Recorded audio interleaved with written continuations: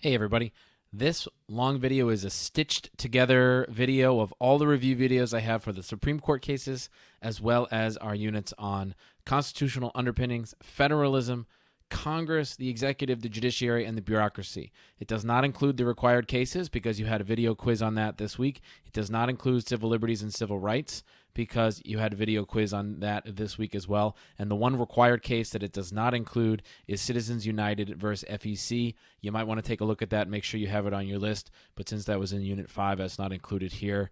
But you certainly should have that one ready to go for the exam. Hope you find this video useful if you choose to watch it. So we're going to go ahead and talk about the required cases for our AP exam for the College Board for our midterm.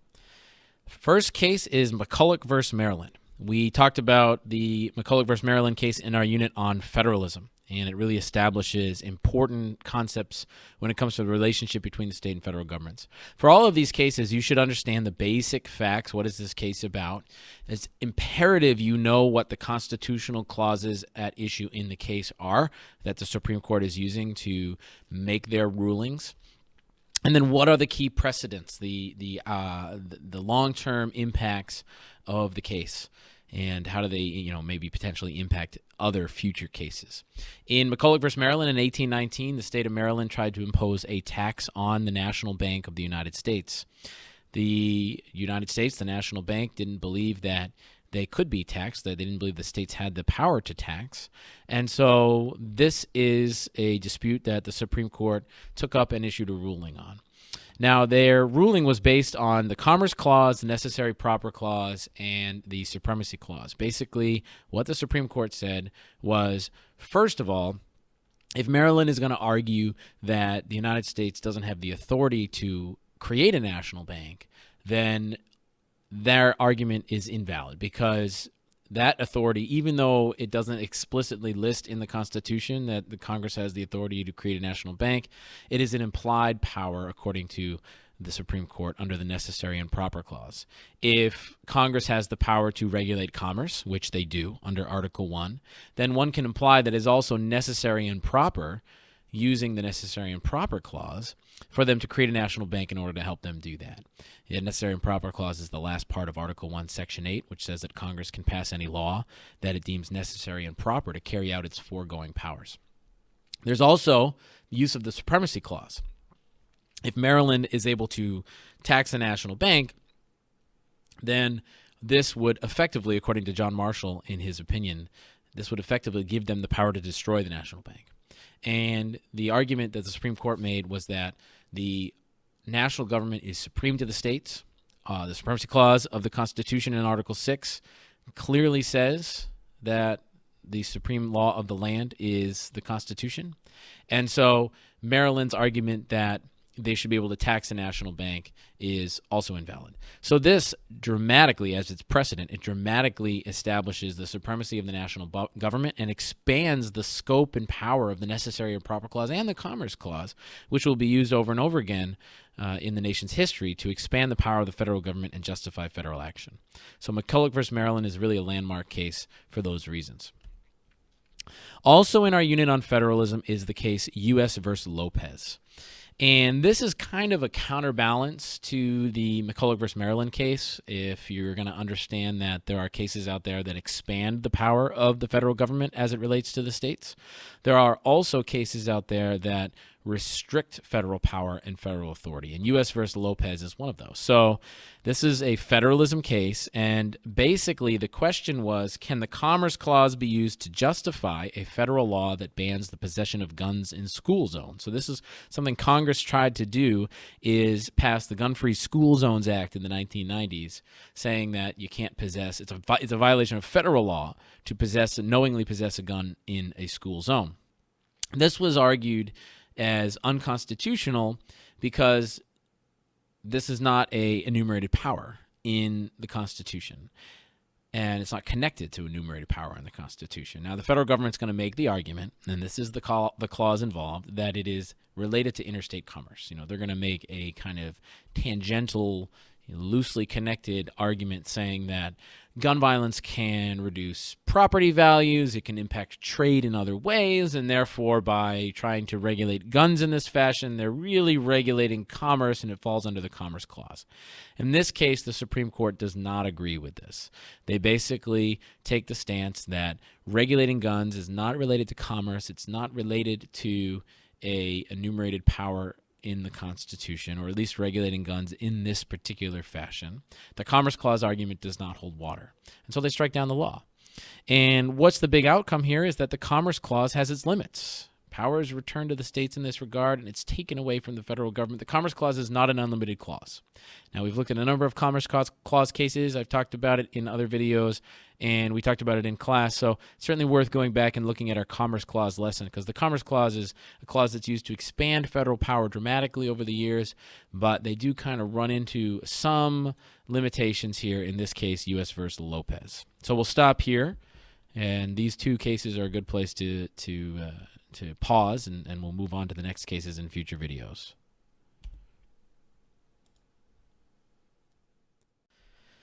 So the next case we'll talk about is Baker versus Carr. This is a case we've talked about as it relates to our unit on Congress. It's about congressional apportionment, and it really, at the end of the day, really solidifies the concept of one person, one vote. So the basic facts here is that a state legislative district plan in the state of Tennessee is challenged as a violation of the Equal Protection Clause of the 14th Amendment. This is the constitutional clause involved.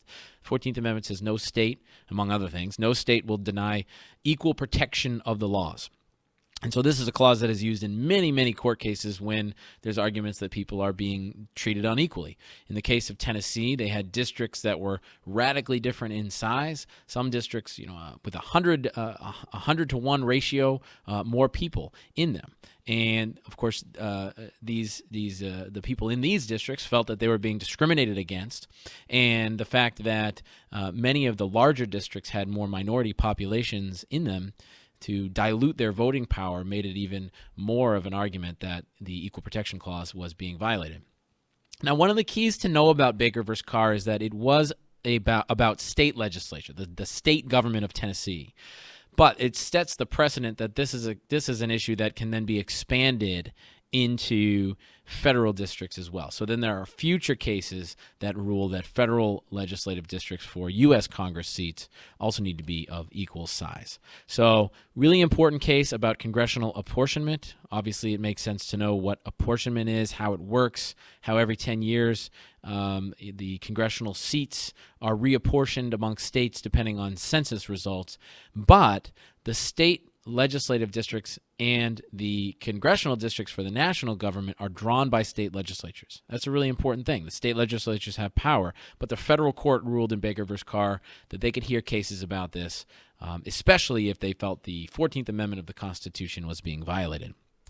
Now, related to this issue of drawing legislative districts is the Shaw versus Reno case of 1993. Also a Congress case.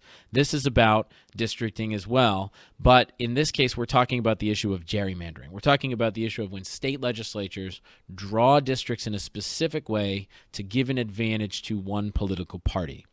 In North Carolina, the legislative districts in the early 90s were drawn using race as a factor in where people would be placed, what districts they would be placed, and there were a number of districts, one in particular that was drawn in such a strange fashion.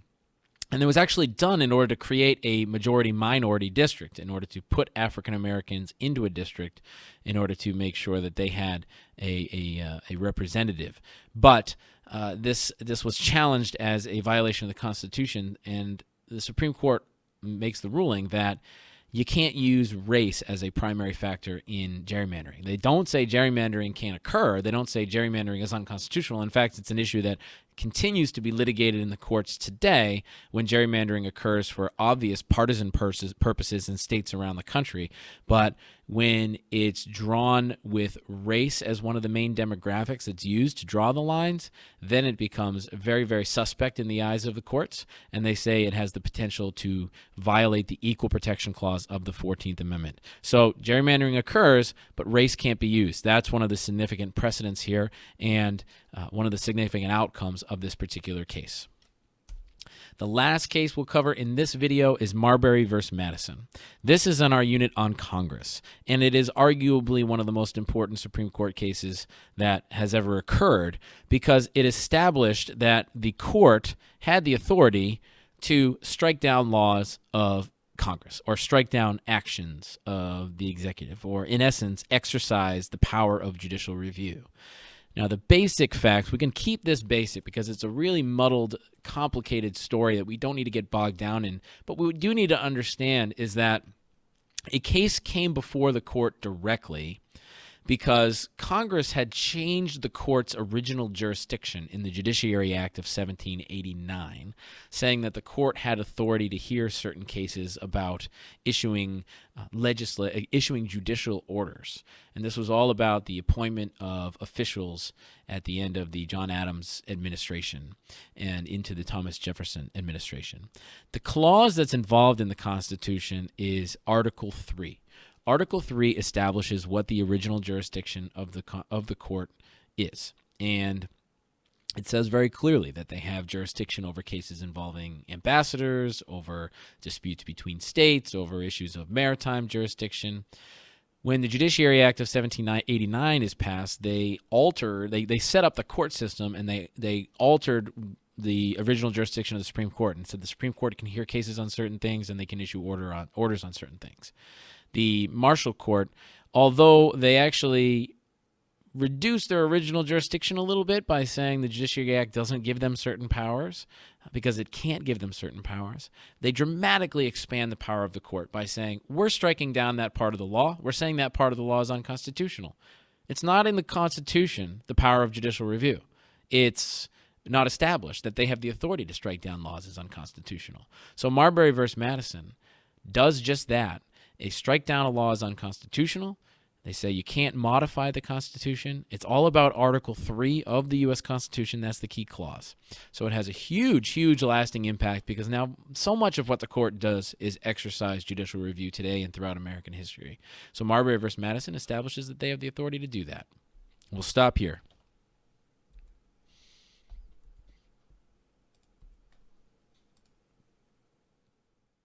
All right, so let's take a look at our first unit's flashcards. This is our longest unit, so there's going to be a lot to look at. Our first topics really rely on our understanding of basic governmental philosophies with regards to limited government. You know, the United States is based on a system that our government should have limits. It's not an authoritarian government. It's not a dictatorship. And at the core of our political system are certain beliefs that come from Enlightenment political thinkers of the 16 and 1700s. First one is natural rights. So natural rights are very simply rights that people are born with. And Enlightenment thinkers articulated, John Locke articulated, people are born with rights. John Locke specifically said these rights are life, liberty, and property. And we see the concept of natural rights embodied in the founding documents of the United States. Popular sovereignty is the idea that power comes from the people themselves. It doesn't come from God. There's no divine rulers. But in fact, the people themselves give power to the government. So we have a limited government that's based on natural rights. People have these rights that can't be taken away. And the people themselves have the authority to give power to the government. The idea of republicanism is the idea that people select their representatives to represent them. And that is obviously what our political system is. This is a core idea in American government. In our political government is not Republican in the sense of the political party, the Republicans, but rather the concept of people represent their constituents in some sort of representative body. And then we have the social contract. So the social contract is the idea that people give up some of their natural rights. In the state of nature, they can do anything and they have complete freedom. Some of their freedoms are given up, and in return, the government will provide protection for the core natural rights that they are born with. So you give up your right to harm someone or your right to steal, and in return, the government will protect you from others, and you give up some of your rights in this contract with the government. These concepts are embodied in the American political documents. Okay, the Declaration of Independence, of the rights, the ideals, the core ideals of American democracy that are embedded in the Declaration of Independence. We certainly see the concept of natural rights, the idea that Jefferson really echoes John Locke when he says people have the right to life, liberty, and the pursuit of happiness. He changes his property to pursuit of happiness, but really he is embodying this natural rights principle, and that the popular sovereignty is a core, right? We're overthrowing the king. The king doesn't have a legitimate right to rule, and also the idea that there's a social contract that the king is violating these rights. He's not keeping up his end of the bargain. Republicanism isn't really a core ideal of the Declaration of Independence, but rather that comes along in the Constitution. The Constitution embodies the idea of republicanism in this type of government. It sets up in a representative body, explicitly in the House of Representatives, and people are elected representatives. So we have these core political principles in American politics and American government, I should say. And the United States government is what we call a liberal democracy, in the sense that it embodies these basic principles of limited government, natural rights, popular sovereignty, a social contract, elected representatives. It's a democratic system, but it's not a pure democracy. And those are underlying key principles of American political thought. So there's our first topic 1.1 on our flashcards. We'll move ahead in the next video. So let's move forward into topic 1.2 for our first unit, types of democracy. So there's different ways of looking at what types of democracies can exist and do exist. And when the Constitution was being debated, there was a real disagreement over what style of democracy the United States, the new country, should have. So at its purest form, democracy would be a participatory democracy. It's one where basically every person has an equal say. You'll see this in like a town meeting, for example, in which everybody is participating equally in voting, and they're voting on actual laws and actual decisions. Now, the larger a democracy gets, the more inefficient and impractical this can become. So then we really down to these two concepts of pluralist democracy and elitist democracy. In a pluralist system, there's really a lot of different voices that are, getting access to the decision making. You have a large enough republic in which different interest groups have multiple points of access, different factions have multiple points of access, so people can be represented in different ways, and there's lots of different ideas and viewpoints that are competing against one another. Elitist democracy is kind of in opposition to a pluralist democracy. It's the idea that governing is best left to political elites, to decision makers who know best, who know better than the average, common person or the common citizen. And so some people argue that our system today is elitist because there tend to be wealthier people in office, or perhaps money can buy influence, or higher levels of education get people access to our system. But really, we have a hybrid system. We have elements of a pluralist system, and we do have elements of an elitist system. We have pluralist elements in that everybody can elect their members of the House of Representatives. And of course, everyone in 2020 has the right to vote, with few exceptions, hopefully. But we also have an elitist system. I mean, the president is chosen by an electoral college.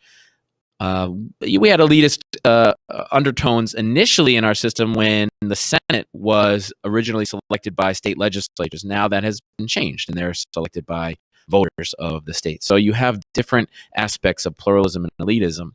This was a big debate at the time of the founding. and at the Constitutional Convention in the months after the Constitutional Convention, when people were debating whether or not the Constitution should be ratified. In the Federalist Papers, one of our core required documents is Federalist Number 10. And James Madison is arguing for the Constitution, saying we should ratify the Constitution. And basically what Madison says is that if we have a large enough republic, then we can limit the influence of factions. Faction being a group of people who are politically aligned, a group of people who want to take control and impose a certain policy. And factions are inevitable, Madison says. We can't get rid of factions. There's always going to be people who have similar viewpoints, who team up, an interest group or political allies. But you have to protect the rights of the minority and make it so that no one faction can become too powerful. And Madison's main argument is if we have a really, really large republic where people vote on their representatives, but there's lots of different representatives from all sorts of different parts of the country under the Constitution, then the impact of factions will be limited, and they won't be able to overrun minority groups and impose their will, because we have so many different groups represented and competing with one another. There's also views on these core concepts of democracy. If you're saying, does Madison believe in pluralism, elitism, or participatory democracy? He really views participatory democracy as impractical, but he does say that our system really has both pluralists and elitist under the Constitution elements. We have a large enough country that there is a wide selection of elites who will be able to best represent the people of the United States. And sometimes when you vote on people, they better represent the people than the people themselves would. But he also has elements of a pluralist philosophy, in which he says we have lots of different viewpoints because we have a large republic and lots of factions. So he really does. You can use Federalist 10 to argue that we have both a pluralist system and an elitist system, and Madison wanted elements of both of those. In opposition, you have Brutus I, another one of our main documents, an anti-federalist paper. And in this document, basically kind of pushes back against some of Madison's viewpoints. And he views the pluralist system as one that could be woefully inefficient in our system, or the government would be too big under the Constitution. And he also says there's a danger of elites taking control and having too much authority, and this could lead to a tyrannical government. So one can assume that the anti-federalists would lean more toward a participatory system. Federalists, of course, being those who supported the Constitution and wanted it to be ratified, and anti-federalists who did not want it to be ratified and did not support the Constitution. And in the ratification debate, anti-federalists were very concerned about individual rights. They felt that the government under the Constitution could have too much power.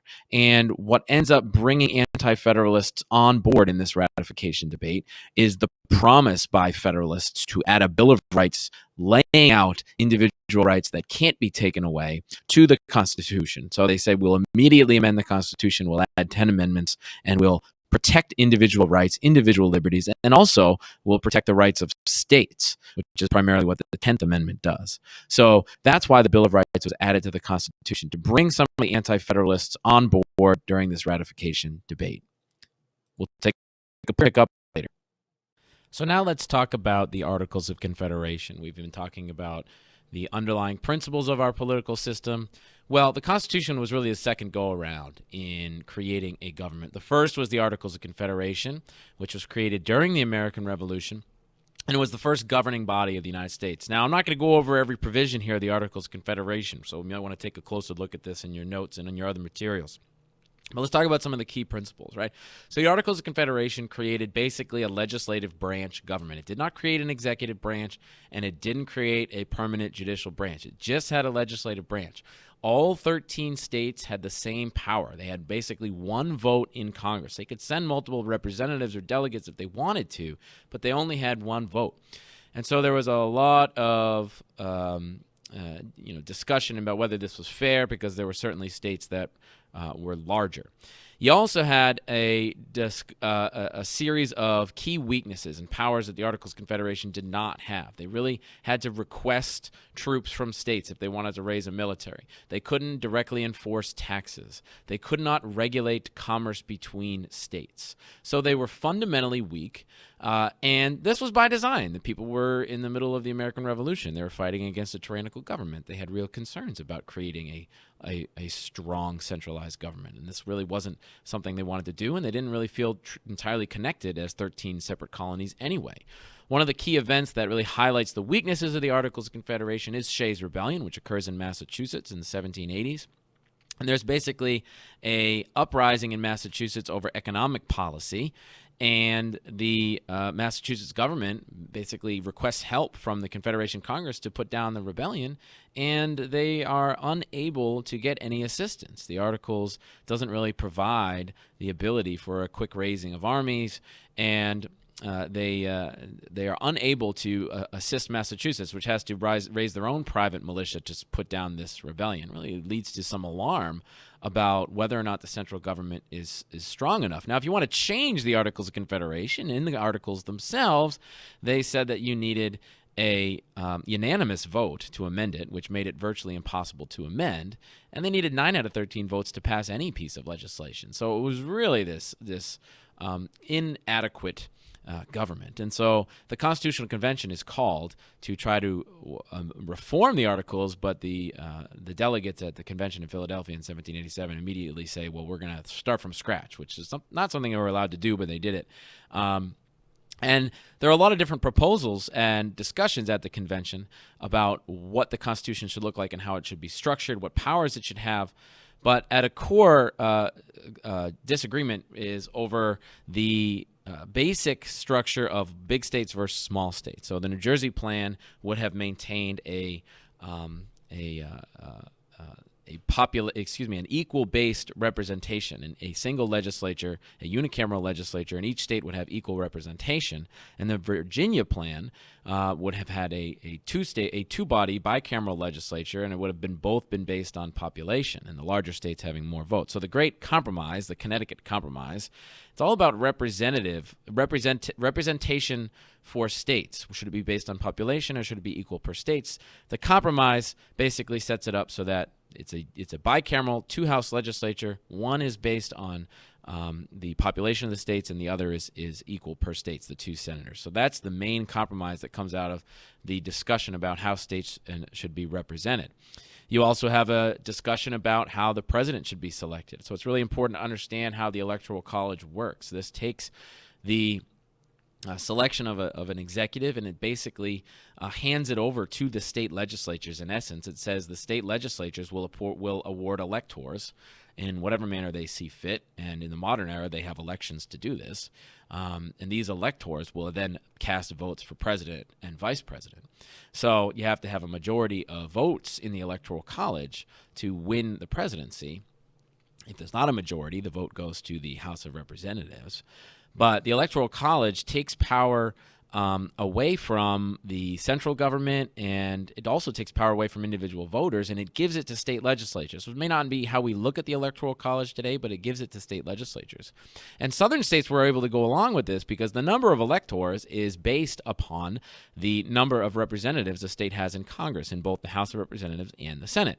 And the 3/5 Compromise established that slaves would count as 3/5 of a person when determining the number of representatives a state would have in the House of Representatives. So slave states are able to increase their number of members of the House of Representatives, which is based on population, through the 3/5 Compromise, which also increases the number of electors they have, which is why so many of our early presidents came from southern states. So if you ask, why do we have an electoral college, there's a lot of different answers to that question. You know, we don't trust the people. They wanted the state legislatures to have authority. Slavery is also one of those answers because the 3/5 Compromise is directly connected to that. There's also a compromise to basically say that the importation of slaves will not be banned for an additional 20 years after the ratification of the Constitution. The amendment process in the Constitution is much easier than in the Articles of Confederation. So there is one primary mode of amending the Constitution that has been used over the course of the 27 amendments. Basically, you need a 2/3 vote in both House and Senate, okay, 2 separate votes in the House of Representatives and the Senate. And then those proposed amendments, that proposes them, they go to the states, and 3/4 of the state legislatures then ratify that amendment. The president has no say in the amendment process whatsoever. The president can't veto it. The president's not involved in it, okay? Now, state legislatures can call a constitutional convention as well, and state legislatures can also have special ratifying conventions. But the primary method is 2/3 of the House and the Senate, and then 3/4 of the state legislatures. That's the one that's been used almost exclusively. So that's a good place to stop here on this video. Some of the core debates and discussions about what the Constitution basic disagreements should look like, and we'll go on in the future and talk about different powers the government has, and this will come up more in our units on Congress and the executive and how they remedy, how they fix the problems of the Articles of Confederation. You know, when we talk about the debate over the ratification of the U.S. Constitution, it's sometimes helpful to connect this to modern-day examples. So if people are concerned about having an overbearing government in 1787, 88, 89, we can connect that to modern-day concerns. You know, there are concerns today about whether or not the government should have the authority to have increased surveillance, and would that be an invasion of someone's privacy rights? That's one of the reasons, if you really think about it, that we have a Bill of Rights, is to make sure there are limits on government actions. Now, surveillance is not exactly in the 1780s the way we think of it today, but those principles of saying let's have limits on the government, they endure. And we still have debates about that today. Similarly, you can ask about questions about whether or not the government should have roles in areas that maybe should be left up to the states. Now, there wasn't really a big debate about federal government's role in modern education, in education in the 1780s, but in the modern realm, there is. Some people think this is purely the realm of the state and local governments, and others say that the federal government should have a role in this now here in 2020. So although the debates over ratification are about issues relevant to the 1780s, we can have those same conversations today about modern political issues, about whether or not the United States government has an overreach when it exercises its powers, or whether or not it's appropriately limited in acting within the guidelines and parameters of the visions of the Founding Fathers. If we take a look at these concepts, I mean, look, these are core underlying principles of the American political system. That's what topic 1.6 is. The separation of powers concept, just quickly stated, is the different powers of the government are split between 3 branches. The executive branch enforces the law. I should start with the legislative branch. They write the law. The executive branch, they enforce the law. The judicial branch interprets the law. Okay, so that's the basic core concept there. And of course, under Article 1, you have a list of powers. In Article 2, you have a list of powers. Article 3 is much shorter, but it lists out the cases the court can hear. Checks and balances is related to this concept because it's about how the different branches have different powers, but it is different in the sense that checks and balances is about one branch imposing a limitation on another. Separation of powers is simply the concept that the branches have different powers. Checks and balances is each branch can limit the other. So the executive can limit the legislative can limit the executive. Legislative can limit the judicial can limit the executive, so on and so forth. And there are lots of different checks and balances in the system, and I'm not going to go through them all on these flashcards, but you should be familiar with the checks and balances and what different checks and balances there are, and you should know what the Constitution says and what ways the different branches limit one another. Now, if we go through some of the main provisions of the Constitution, these things will come up again in later units, so you kind of get a double whammy here later in the course. But congressional powers, you really need to know that in Article 1, you have the legislative branch, and in Article 1, Section 8, primarily, you have listed enumerated powers. And you don't need to be able to list all of the enumerated powers, but you certainly need to be able to recognize them and provide examples of some of the key core enumerated powers, such as the power to tax, the power to coin money, the power to raise an army, the power to regulate interstate commerce being one of the most significant we'll talk about in federalism. And then, of course, the all-important necessary and proper clause, which we'll talk about in our unit on federalism as well. Same thing with Article 2. Article 2 creates the executive branch. You need to know which article creates which branch. And you again need to be able to list significant powers, which we'll do again in our unit on the executive. The president is the commander-in-chief of the army. The president appoints ambassadors and government officials. The president can pardon people. The president vetoes legislation. The president appoints Supreme Court justices, which is incredibly important. President signs treaties. One of the checks, of course, is that the Senate ratifies those treaties. We'll talk about Article 3 more in the judicial branch, so I'll just quickly say, make sure you know Article 3 is the judicial branch, and in our unit on the judicial branch, we talk about what Article 3 actually says and how it sets up the jurisdiction of the courts. And then, of course, you need to know multiple examples of checks and balances. And you can look these up in our notes. I'm not going to go through all of these but legislative, you probably should make a list of all the different types of checks and balances that there are. How does the legislative check the executive and the judicial? How does the executive check the legislative and the judicial? How does the judicial check the legislative and the executive? So if you have all of those different lists, then you'll have a core understanding of how checks and balances work. So how is impeachment a check and balance? How is judicial review a check and balance? How is veto a check and balance? How is the power of the funding of Congress over executive actions? How is that a check and a balance? And this core concept of checks and balances emerges in Federalist 51, another Federalist paper. And in this one, Madison basically lays out the idea that we have separated powers. This is a good thing that prevents tyranny. And he also says that we have checks and balances, and he uses core concepts of checks and balances as examples of how we will not have a tyrannical government. And importantly, he says, famously, ambition must be made to counteract ambition. Men are not angels. If men were angels, we wouldn't need a government. But we do need a government, and that government still needs to reflect human nature. It needs to be limited in and of itself. And so we need to counteract the ambition of one part of government with another. We certainly see examples of checks and balances in the modern era. And you can see examples of this in some actions right now. If people feel that government officials are abusing their power, there are impeachment provisions. Impeachment is in the Constitution. It's in Article 1. It talks about how basically the Congress in the House of Representatives needs a majority vote to bring charges, in this case to a president if we're talking about what's happening in 2020, and then that vote goes over to the Senate. There's a trial in the Senate, and then you need to have a three-fourths vote to convict. I said three-fourths multiple times, but it's 2/3 majority vote to convict the president or any other public official. So Supreme Court justices can be impeached.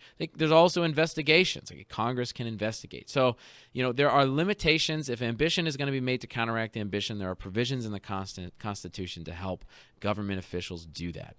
So here's a good place to stop. So let's do a rapid-fire review of some key constitutional provisions which are covered in our first unit. We should also note that a lot of these things come up again in later units, so you really are covering these concepts from multiple angles. So first, let's understand Article 1 is the legislative branch. Let's recognize that it is a bicameral legislature with a House and a Senate. What are the different requirements between the House and the Senate? So in the House of Representatives, you need to be 25 years old.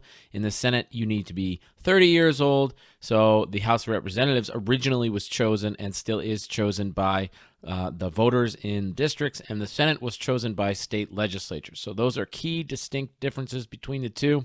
Senate has 6-year terms. House has 2-year terms. So they're designed to be different. The House is supposed to be closer to the people, closer to the voters, and the Senate is supposed to be a more mature, continuous body, and they have those different structures and requirements for those purposes. Continuing with our legislative branch discussion, the House and Senate have different powers. This is going to be covered in more detail in our Congress unit, but quickly, some of the important powers that are unique to the House. It's worth noting that the House is where all revenue bills originate.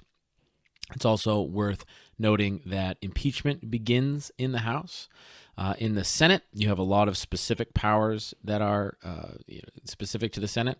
They have trials for the impeachment. Other specific powers to the Senate are they ratify treaties, they confirm presidential appointments. So they have significant powers that the House does not have. This is really an interbranch check. So there's the powers of the legislative branch are further split in between the House and the Senate. In regards to the vice president, they have very few constitutional roles. A vice president is simply someone who becomes president if the president dies, or they cast tie-breaking votes in the Senate as president of the Senate. If there's not a tie in the Senate, then they don't pass. They don't have any votes at all. So really, they have very few constitutional roles.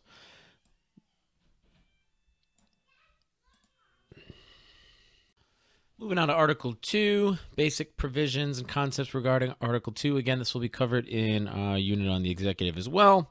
Understand that the president has both formal and informal powers. Formal powers being powers that are explicitly designated in the Constitution. Informal powers being powers that are derived indirectly from the Constitution or have simply grown over time. So formal powers would be the veto or the pocket veto, the power to sign treaties, the commander-in-chief of the military, pardoning of criminals, appointing of Supreme Court justices. Informal powers are going to be things like executive agreements, the bully pulpit. Executive orders, you could say, are informal in that they're not derived or at least expressly enumerated in the Constitution. Now, with regards to the Electoral College, why do we have an Electoral College? There's different reasons. We talked about this in our executive unit as well. The Electoral College is designed to make sure that the state governments have a key role in choosing the chief executive. They also make sure that slave states, originally under the Constitution, states with slaves, that was counted towards 3/5 of their population. And the Electoral College number of electors per state was based on the membership in the House and the Senate. So if states had a lot of slaves, they got additional members in the House, which means they got additional electoral votes. Also, you could argue it's a matter of having a safety valve and not trusting the democratic system in its purest form. So the Electoral College was not a truly democratic system. There was really an indirect vote for president. The voters were not choosing the president, but rather the electors were. Moving on to Article 3, these things are covered in our unit on the judiciary. So the Article 3 of the Constitution sets up that there will be a Supreme Court. It sets up what the court's original jurisdiction would be, what cases will they hear. And it says that the legislative branch will actually create a court system, determine what the court's appellate jurisdiction will be. It does point out that justices will be chosen by the president, confirmed by the Senate, and they will serve for life in times of good behavior. So they're supposed to be an apolitical, unelected position, not subject to the whims of politics. Article 4, full faith and credit clause. The fourth article of the Constitution is put in there to ensure that there's some consistency between states and that decisions that are made by one state, they're still valid when people go to another state. So contracts, for example, are valid across state lines. So this has been used as kind of a binding the country together, so to speak, provision of the Constitution. The amendment process, very, very important concept here in Article 5. The formal process of amending the Constitution, you got to know this for your midterm and for your AP exam. Separately, the 2/3 of both the House of Representatives and the Senate vote to propose a constitutional amendment, and then 3/4 of the state legislatures vote to ratify that constitutional amendment. That's the main formal process.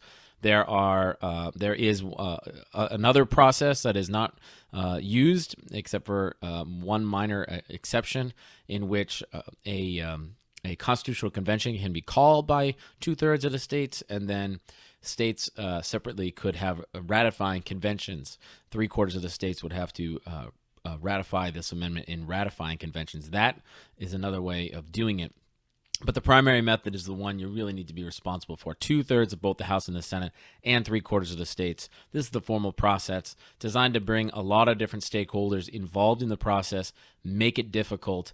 The president is not involved. So that's formally how it's done. Now, informally, it's important to note that the Constitution can evolve through judicial interpretation, through social change.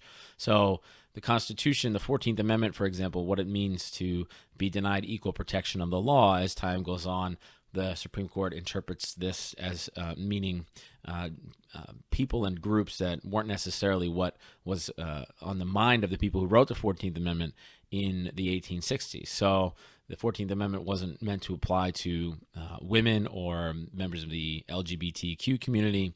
And now the Supreme Court has interpreted multiple times that it does. So the court can evolve its interpretation of the Constitution, and so the meaning of the Constitution can change without constitutional amendments. Article 6 is the Supremacy Clause. It's important to note that this is a provision which expands the power of the federal government at the expense of the states. It says the federal Constitution is the supreme law of the land. And we talked about this in particular when we talked about the case McCulloch versus Maryland.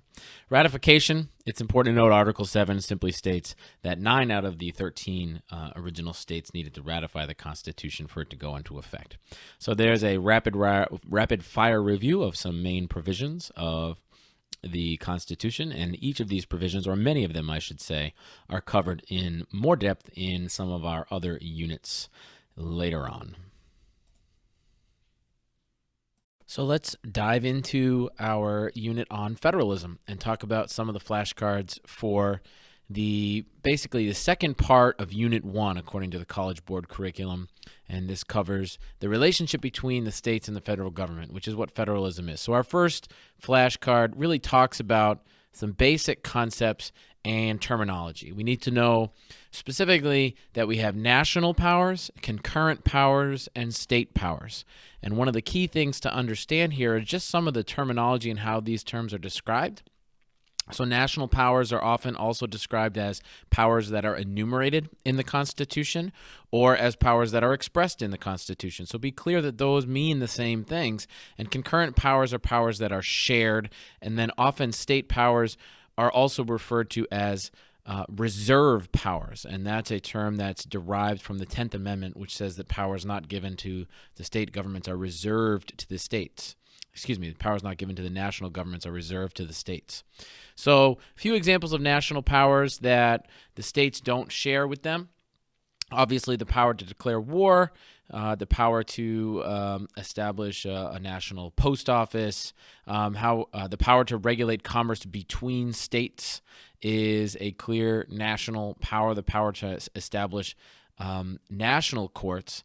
Although the power to establish courts just in and of themselves is a concurrent power. Both the states and the federal government have their own court system. They both can tax, and states, on the other hand, have the reserved police powers. They can also run elections, which is something that is a state power. The national government doesn't run an election. So those are some examples. There's a Venn diagram on some of my materials on Canvas. And certainly I'm sure you can find a diagram of this in your textbook and be able to understand and recognize which powers are which. So there's some concepts that really do impact the relationship between state and federal governments. And we can talk about a few different concepts. For example, on this next flashcard, we talk about categorical grants and block grants. So one of the things that is a big part of the relationship between state and federal governments is finances and money. And oftentimes money is something that trickles from the federal government to the state governments. When money is granted or given to state governments in a categorical grant, then these grants have specific guidelines attached, and there are usually requirements on where that money needs to be spent.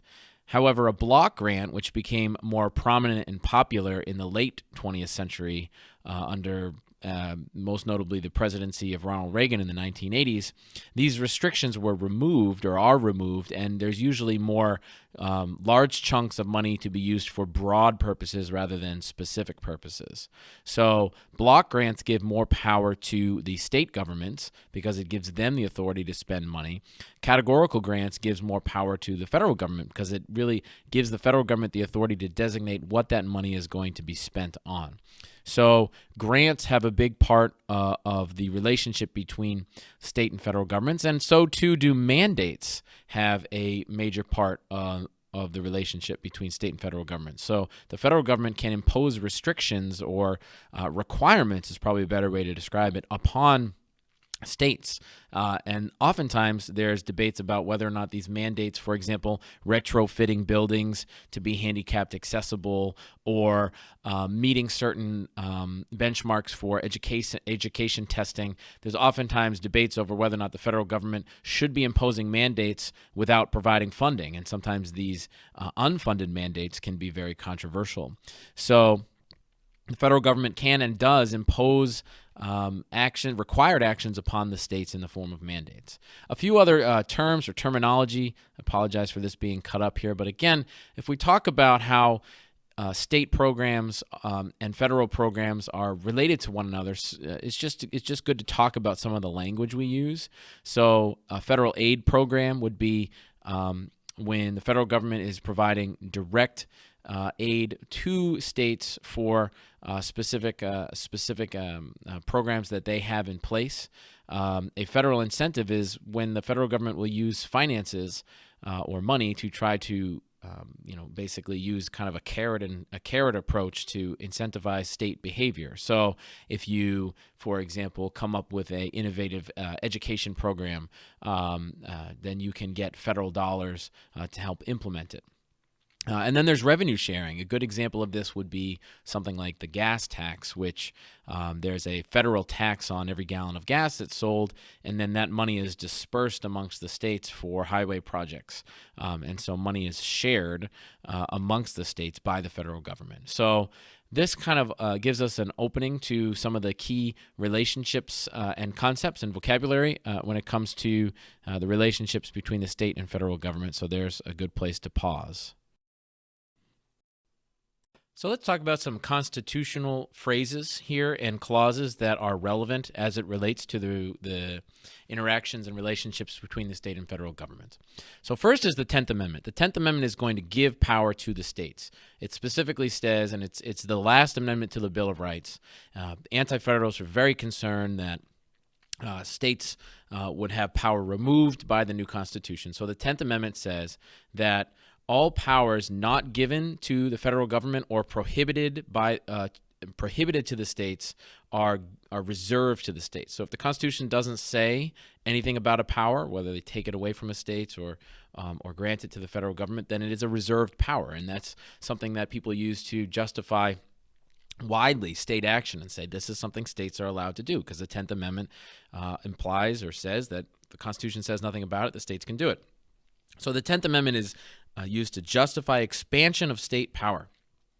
On the flip side, the 14th Amendment, which is a really important amendment added after the Civil War, restricts state power. So it specifically says in the 14th Amendment that no state will deny someone due process of law, and no state will deny someone equal protection of the law. So we'll talk about this a little bit more in our civil liberties and civil rights units, but broadly speaking, it says that states are limited in the actions they can take when it comes to infringing upon people's rights or liberties. So, the 14th Amendment is often used to expand federal power and federal protections, even if states don't agree with it. So, a good example of this would be, and we'll talk about it later on, for example, the Roe v. Wade case, which uses the 14th Amendment to say that it expands federal protections in the Constitution, even if states are trying to take away federal protections to the right to an abortion. And this is very controversial, and a lot of people disagree over whether the 14th Amendment applies in this circumstance and how to read the text of that. So we'll talk more about that later on in the course, but broadly speaking, the 10th Amendment expands states' power under the Constitution, and the 14th Amendment really limits states' powers and says there are certainly limits to what states can do. There are other constitutional clauses that really expand the power of the federal government at the expense of the states. So the Commerce Clause has been used to expand federal government power. Now, we have a lesson on this in Canvas. I would encourage you to go and take a look at this and reflect on the conversations we had around the Commerce Clause. But basically, the government has made the argument multiple times in the past that if if somebody is doing something, or if a state is doing something that in any way impacts commercial activity, and that's a really broad umbrella, then the federal government has the right to regulate it or limit it. And they go so far as to say that the federal government can even limit farmers growing on their own private land food for their own consumption, because this would, if they were to buy the food from the market rather than consume it themselves, then they would have an impact on the marketplace and on interstate commerce. So the federal government has used the Commerce Clause in many instances to justify a wide expansion of federal government power. I have a number of cases on Canvas to look at that, but it's a very important clause in Article 1, Section 8 that gives the federal government power. So too is the Necessary and Proper Clause, which is at the end of Article 1, Section 8. And it says that Congress has the authority to pass any law that is, quote, necessary and proper to carry out the foregoing power. So it lists out all the powers of Congress, and then it says the Necessary and Proper Clause can be used to justify any law that is passed to allow Congress to carry out its powers. So it's been used extensively to expand congressional power. We'll talk about an example, and there's another flashcard on this on McCulloch versus Maryland, in which we talk about that case. We also have the Supremacy Clause. The Supremacy Clause is in Article 6 of the Constitution. And Article 6 of the Constitution actually simply specifies that the Constitution is the supreme law of the land. Now, it's not a trump card that has no exceptions. You know, if somebody uses the Supremacy Clause as an argument for can the federal government do something, it's not, well, that's the end of the story, because there are other clauses which, you know, you can use as counter-arguments, for example, the 10th Amendment. But broadly speaking, the federal government has broad authority over the states, and if the two come into conflict, then the Supremacy Clause can be used as an argument to why the federal government's argument should reign supreme. So there's a few key constitutional provisions. We'll continue this conversation in the next video. Continuing the federalism flashcards here, we can quickly talk about the 16th Amendment. This expands the power of the federal government. It solidifies the federal government's power to impose a direct income tax, which is, of course, now where huge sums of money come from for the federal budget. Prior to this, there was debates about whether or not the federal government was constitutionally permitted to lay a direct income tax on people's pay. And they raise their money in other ways, tariffs, excise taxes, so on and so forth. There's some other things in here that restrict the power of both the federal and state governments, and they're worth mentioning because they are in the Constitution.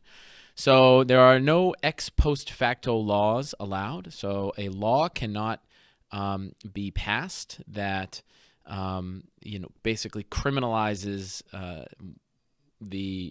criminalizes activity that occurred before the law was put into place. So you can't pass a law that says, it's illegal to run marathons and then punish people who previously ran marathons before the law was put into place. It's a silly example, I guess, as a runner. Sometimes I think about things like that.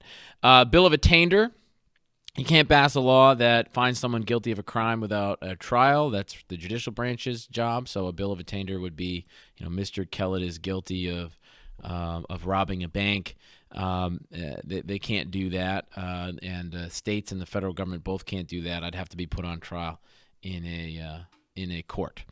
So these two next flashcards will be something that is covered in both the video about federalism here and about the court cases. So actually, I'm just going to skip over these. I'm going to refer you to the court case videos, which will be posted if they're not already for each of the cases. But in short, this one expands the power of the federal government greatly, and this one eliminates it. But you need to know a lot more than that. Take a look at the videos on the court cases. Federalism over time, okay? In fact, this might be a good place to pause once again because I'll do the evolution of federalism over time in its own video.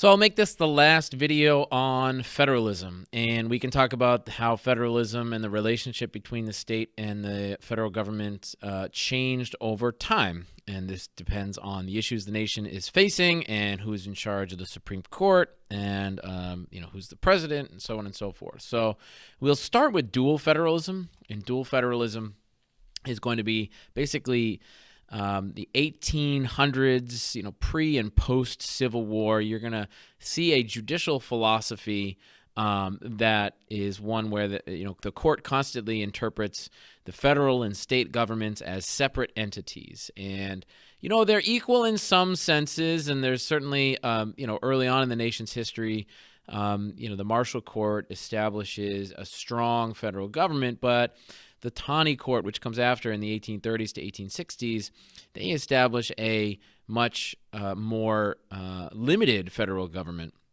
And this era of dual federalism really remains in place for quite a period of time into the 20th century, although the federal government does expand its authority in the early 1900s with things like trust busting. You still don't have a expansive federal authority until the Great Depression in the 1930s and 40s and then beyond. We can use the phrase layer cake federalism to describe dual federalism, the idea that states have their jobs, the federal government has their jobs, and these two things don't intermix. They are separate entities, and they have relatively equal authority in different spheres. So that's one interpretation, and that's early in U.S. history. Now, this changes over time, and it really changes with the presidency of Franklin Roosevelt and the Great Depression, when the New Deal is ushered in, and all of a sudden you have a huge expansion in federal programs, federal agencies, federal regulation of the economy, regulation of banking, of the stock markets, trying to create jobs for people, trying to create electricity using rivers and dams and so on and so forth, trying to get the United States out of the Depression. You also see programs such as Social Security get created. So you have huge expansion of the federal government, but this doesn't happen without states also playing a role. And so that's why it's called cooperative federalism. You have a top-down approach where the federal government has a lot of authority, but they're working with states to implement programs. They're working with Tennessee to implement the Tennessee Valley Authority. They're working with local governments to implement public works programs. So this is cooperative in the sense that state and federal government and local governments are working together. It also has a much more expansive role of the federal government in this relationship. So we call this marble cake federalism because you have a mix of authority. If there's going to be a public works program that's going to build roads and bridges and dams, all three layers of government, state, local, federal, they're all going to be interacting in this, and so it's all kind of mixed up, kind of like a marble cake. In the 1970s and 1980s, conservative lawmakers thought that the federal government had gone too far in their roles, their obligations towards the citizens, towards states.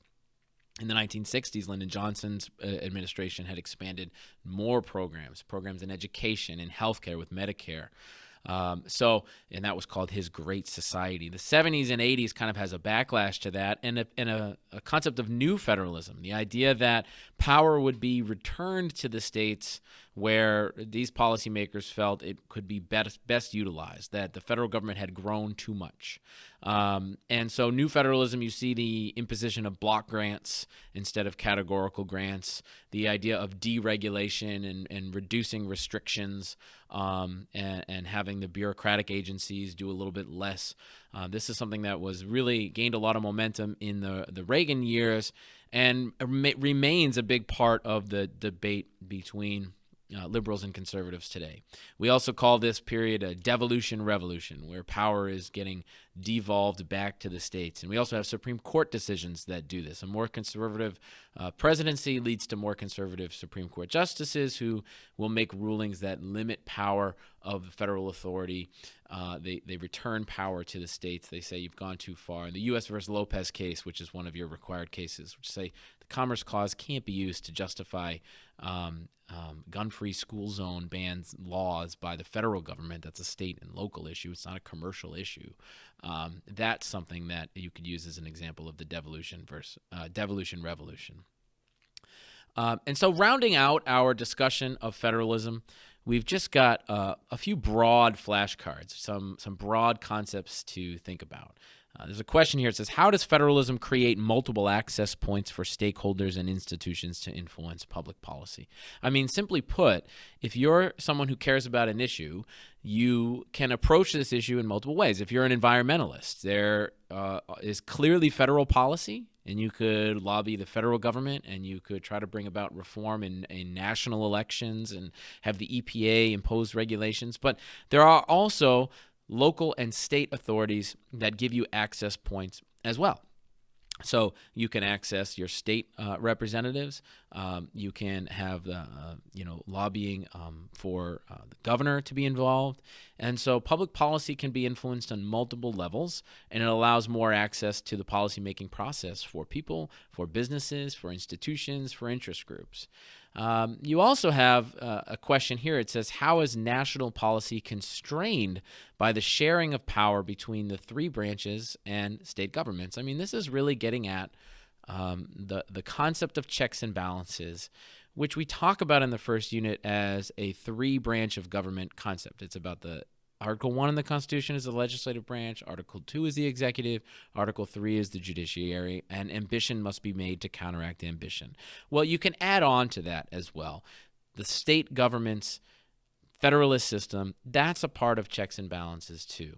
And we often see states themselves filing lawsuits, for example, against national policies, or challenging the national government, or doing things when they feel the national government isn't doing enough. So a couple of examples on both sides of the political spectrum.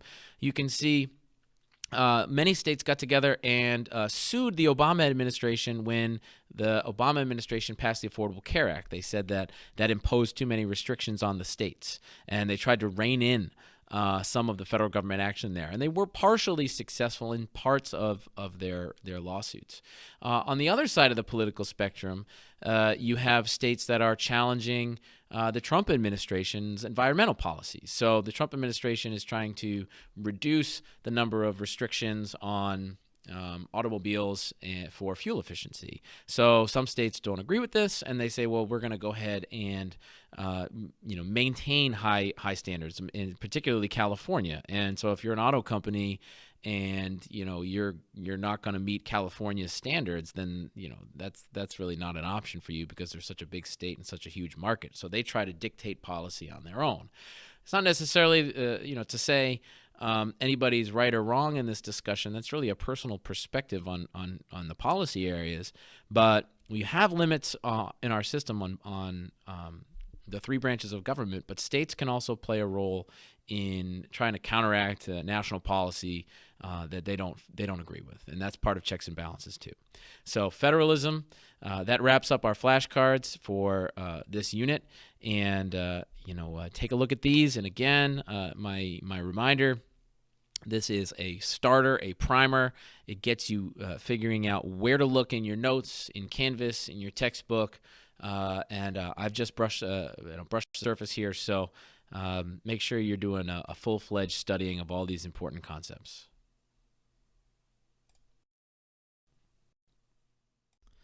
Okay, so starting our review flashcards for our unit on Congress, let's take a look at the nature and structure of Congress and talk about the bicameral aspects of it. The Congress is made up of both the Senate and the House of Representatives, and there are 435 members of the House of Representatives, and it is determined based on population. So the larger the state, the more representatives someone has in the House of Representatives. The length of term in the House of Representatives is 2 years. Someone needs to be 25 years old. They also need to have been a citizen of the United States for 7 years. The House of Representatives is selected by the voters in the congressional district, the congressional districts being drawn by the state legislatures, which we'll talk about later. And with regards to the Senate, let's go over to the other side. Every state has 2 senators. So this is, of course, part of this compromise between the Virginia plan and New Jersey plan, which said we'll have 1 House based on population and 1 House which has the same number of representatives.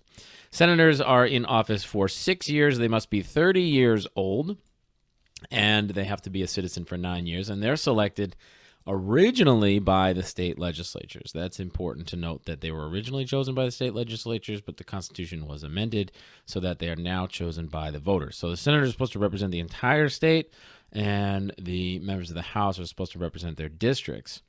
Now, when we talk about enumerated powers of the House and Senate, we're really talking about Article 1, Section 8 of the Constitution, which spells out the powers of Congress. I would encourage you to go find a comprehensive list of this. Just look in your Constitution in Article 1, Section 8. I'm not going to list them all right here to put on your flashcard. You absolutely need to be able to provide multiple examples and recognize them. You have to be able to point out, if you're given a list of powers, which of these is not on the list, or which of these is on the list. For example, the power to declare war is on the list, the power to raise an army, the power of the purse to spend, the power to tax, so power to create a post office, power to establish roads, power to coin money. So there's a long list of powers that are legislative powers, and Congress explicitly put them in Article 1, Section 8 and listed them out. But if we move over to the next flashcard, we recognize that there's also kind of a catch-all provision at the end of the list of Article 1, Section 8 of powers that the Senate and the House have. And that is the Necessary and Proper Clause, which we talk about in our unit on federalism, as well as right here. The Necessary and Proper Clause expands the powers of Congress. It says that basically Congress can pass any law that they deem necessary and proper to carry out their list of enumerated powers, or the powers that came before the Necessary and Proper Clause at the end. This basically is the justification for what are known as implied powers, powers that are derived from the Constitution itself, but not explicitly listed. A great example that we talked about is the power to create a national bank, the case McCulloch versus Maryland. The Supreme Court used the Necessary and Proper Clause to argue that the United States had the authority to create a national bank, even though it wasn't listed, because it's implied that it's necessary to help them regulate commerce. So the Necessary and Proper Clause, very, very important phrase in the Constitution, very, very important power that expands the powers of Congress. When we look at the powers of Congress, we also need to recognize that there are powers that are unique to the House and powers that are unique to the Senate. You know, we've talked about this, so there are just quickly a few important things to mention. That the House of Representatives is where revenue bills originate. They originate in actually the Ways and Means Committee in the House of Representatives. And the purpose for this is that the House of Representatives is supposed to be closer to the people, and therefore if the government is going to tax the people, raise money from the people, then that should be something that the people themselves have control over. So although the Senate has to pass any revenue bills themselves as well, they have to originate in the House. The House also initiates impeachment. That's a power that is close to the people, and that is unique to the House of Representatives. On the Senate side, you see a longer list of powers that the Senate has that are unique to them. So Senate, as the more quote-unquote mature, more permanent body, because they have longer terms, 6-year terms, they have more checks specifically on the presidential power. So they ratify treaties that the president signed. They confirm presidential appointments.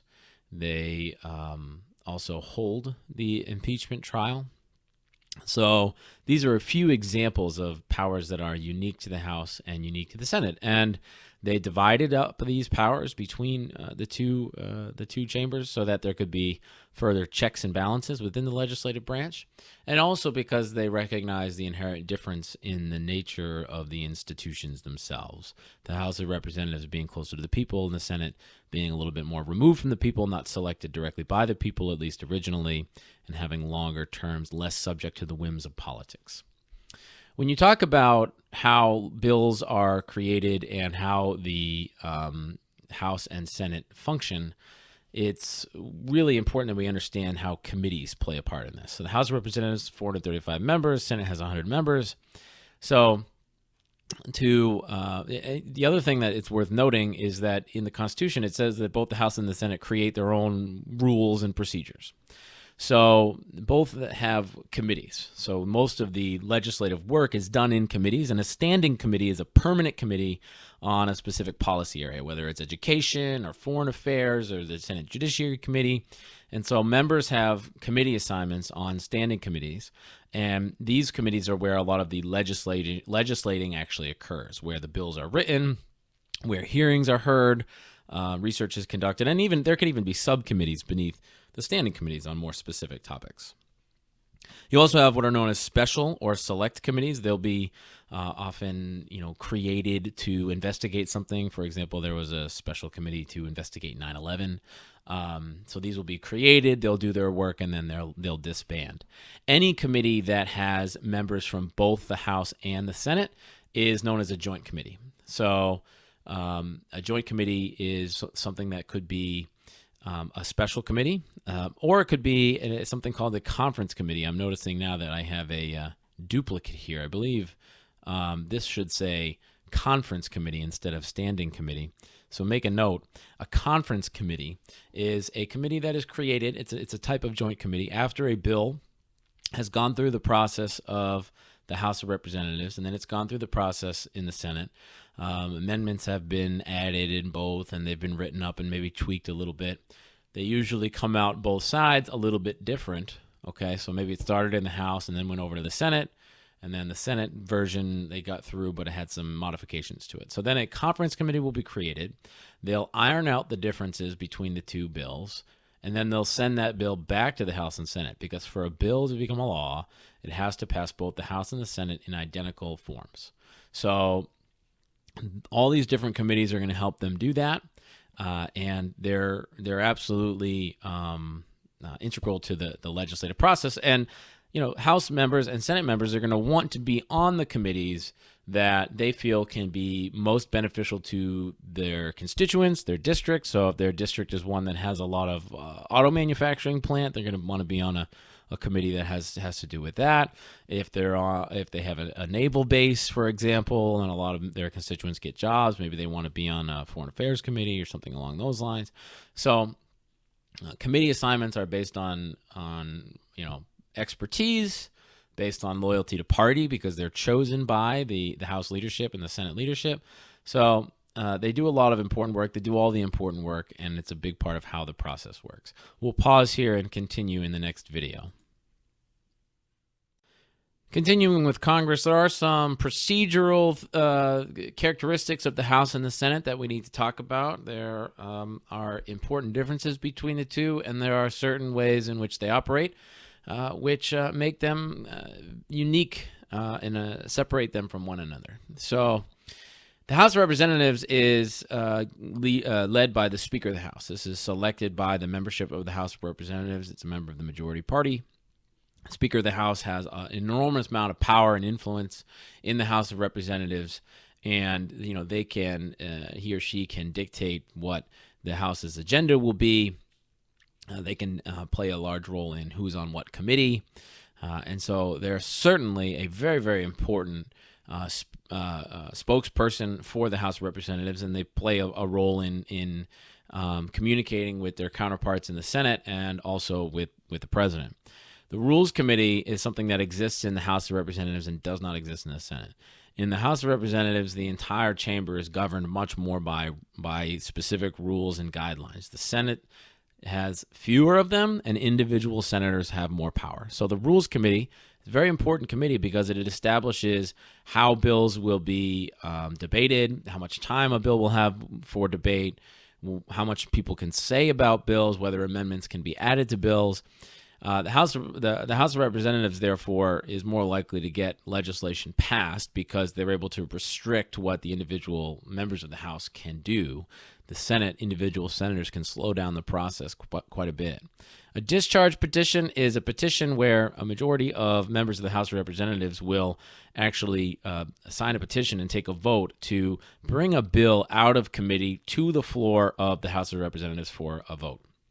And so really a discharge petition will happen to override if the speaker doesn't want to vote on a bill that, or maybe a committee is not, a bill has been introduced to a committee, but they're deciding not to send it to the full floor for a vote. And the entire House can kind of override the leadership and send that out to the floor. Now, this is kind of an unusual thing to occur, and it means that the leadership doesn't have a whole lot of power. And a committee of the whole is simply when the entire House acts as a committee for parliamentary purposes. So certain big events, things like the State of the Union, the whole House will kind of act and vote on issues together for procedural purposes. But these are just kind of technical aspects of how the House functions. Another thing with regards to the House that's important is that they have a Ways and Means Committee. And the Senate doesn't have a Ways and Means Committee. The Ways and Means Committee is where revenue bills originate in the House. So it's important to know that the Ways and Means Committee is where revenue bills originate, and that happens in the House, not in the Senate. On the Senate side, the Senate is something that is very much, again, controlled by individual senators more, and they are technically, underneath the vice president. The vice president is the president of the Senate. They don't have real formal power other than casting a tie-breaking vote, but they are the technical president of the Senate. In the Senate, you also have what are called filibusters. So a filibuster is now a procedural move whereby senators will delay action on a bill by endlessly debating it. And in the modern era, they don't actually go through the process of endlessly debating, although there are examples of senators who have kind of grandstanded and they've kind of gone out there and spoke for 24 hours. But a senator can speak for as long as he or she wants to, as long as they don't yield the floor to someone else in the Senate except for a question. If someone wants to ask them a question, then they can stop speaking and then get the floor back. So if enough senators get together and take turns questioning one another, they can debate forever and prevent a bill from actually being voted on. Except cloture can be invoked, and this means that 60 senators can vote to end debate, and that will basically start the countdown clock on ending debate in the Senate on a bill. Now, this is all because of the Senate rules. This is not something that is in the Constitution. This is how the Senate has evolved to function here in 2020. And the filibuster is something that is used regularly now. And it's now a kind of a procedural move. Someone that, the minority party can just say, we intend to filibuster. And then that basically stops the bill in its tracks unless there is 60 votes to go through the cloture procedure and continue the ball rolling. So the Senate really requires a supermajority to pass any legislation, a 60-vote majority, which some people think is not the way things should be, and some politicians think the Senate should get rid of it. The Senate can change their rules by a majority vote. The Senate can say, we no longer are going to allow filibusters. But the majority party doesn't change those rules. They don't, even though they get frustrated by the filibuster, they don't change the rules because they want to have the power to filibuster whenever they end up in the minority, and that's typically how things go. In the Senate, you have something called unanimous consent agreements, which is simply this procedural moves where the Senate can move things along without actually taking votes, so it can speed things up. And then, that'll be a good place to stop because that talks about kind of some structural differences between the House and the Senate, and then we'll move into a few policy areas to discuss as we wrap up these flashcards. When we talk about Congress, we need to talk about some important issues of public policy. Policy being what laws are passed, what is the government trying to accomplish. And one of the most important powers of Congress is the power to spend money, pass laws and spend money. And so they set the budget, although the president actually might propose budgets, which is something they like to do, and that's been a tradition for almost 100 years. Congress has to pass any budget. They're the ones who have the power of the purse. So when we talk about the budget, we need to understand the difference between what's known as discretionary spending and mandatory spending. Discretionary spending is spending that can fluctuate year to year through the budget process, the basic, simple budget process. They say the Department of Education is going to get a 5% reduction this year, or we are going to increase spending on the military by 10%, or we're going to reduce spending on the Department of Agriculture by 4%. Congress has the discretion to do that. They don't have to change any laws. They can just say, you get less money or you get more money, and that's it. Mandatory spending is spending that is required to be a part of the budget because it is required by acts of Congress and laws that have been passed previously. So the best and easiest examples of these are Social Security and Medicare. These are programs that are entitlement programs. They're passed, and I'll just skip onto this particular flashcard as well. They're entitlement programs. People are entitled to the benefits of Medicare or Medicaid, which is health insurance for the elderly or for people who have lower incomes. They're entitled to Social Security benefits if they pay into the Social Security system throughout the course of their careers. And Congress has to pay these things unless they go and change these laws and change these programs by a separate act that's not a part of the budget process. It's very difficult to change entitlement programs. They're very popular and very expensive, and the costs continue to go up.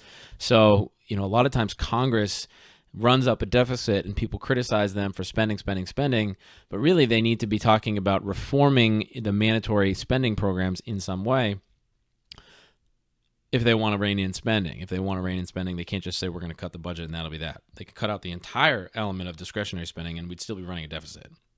So there are huge parts of the budget which aren't touched through the budget process. Also, when it comes to money and finances, let's understand the difference between fiscal and monetary policy.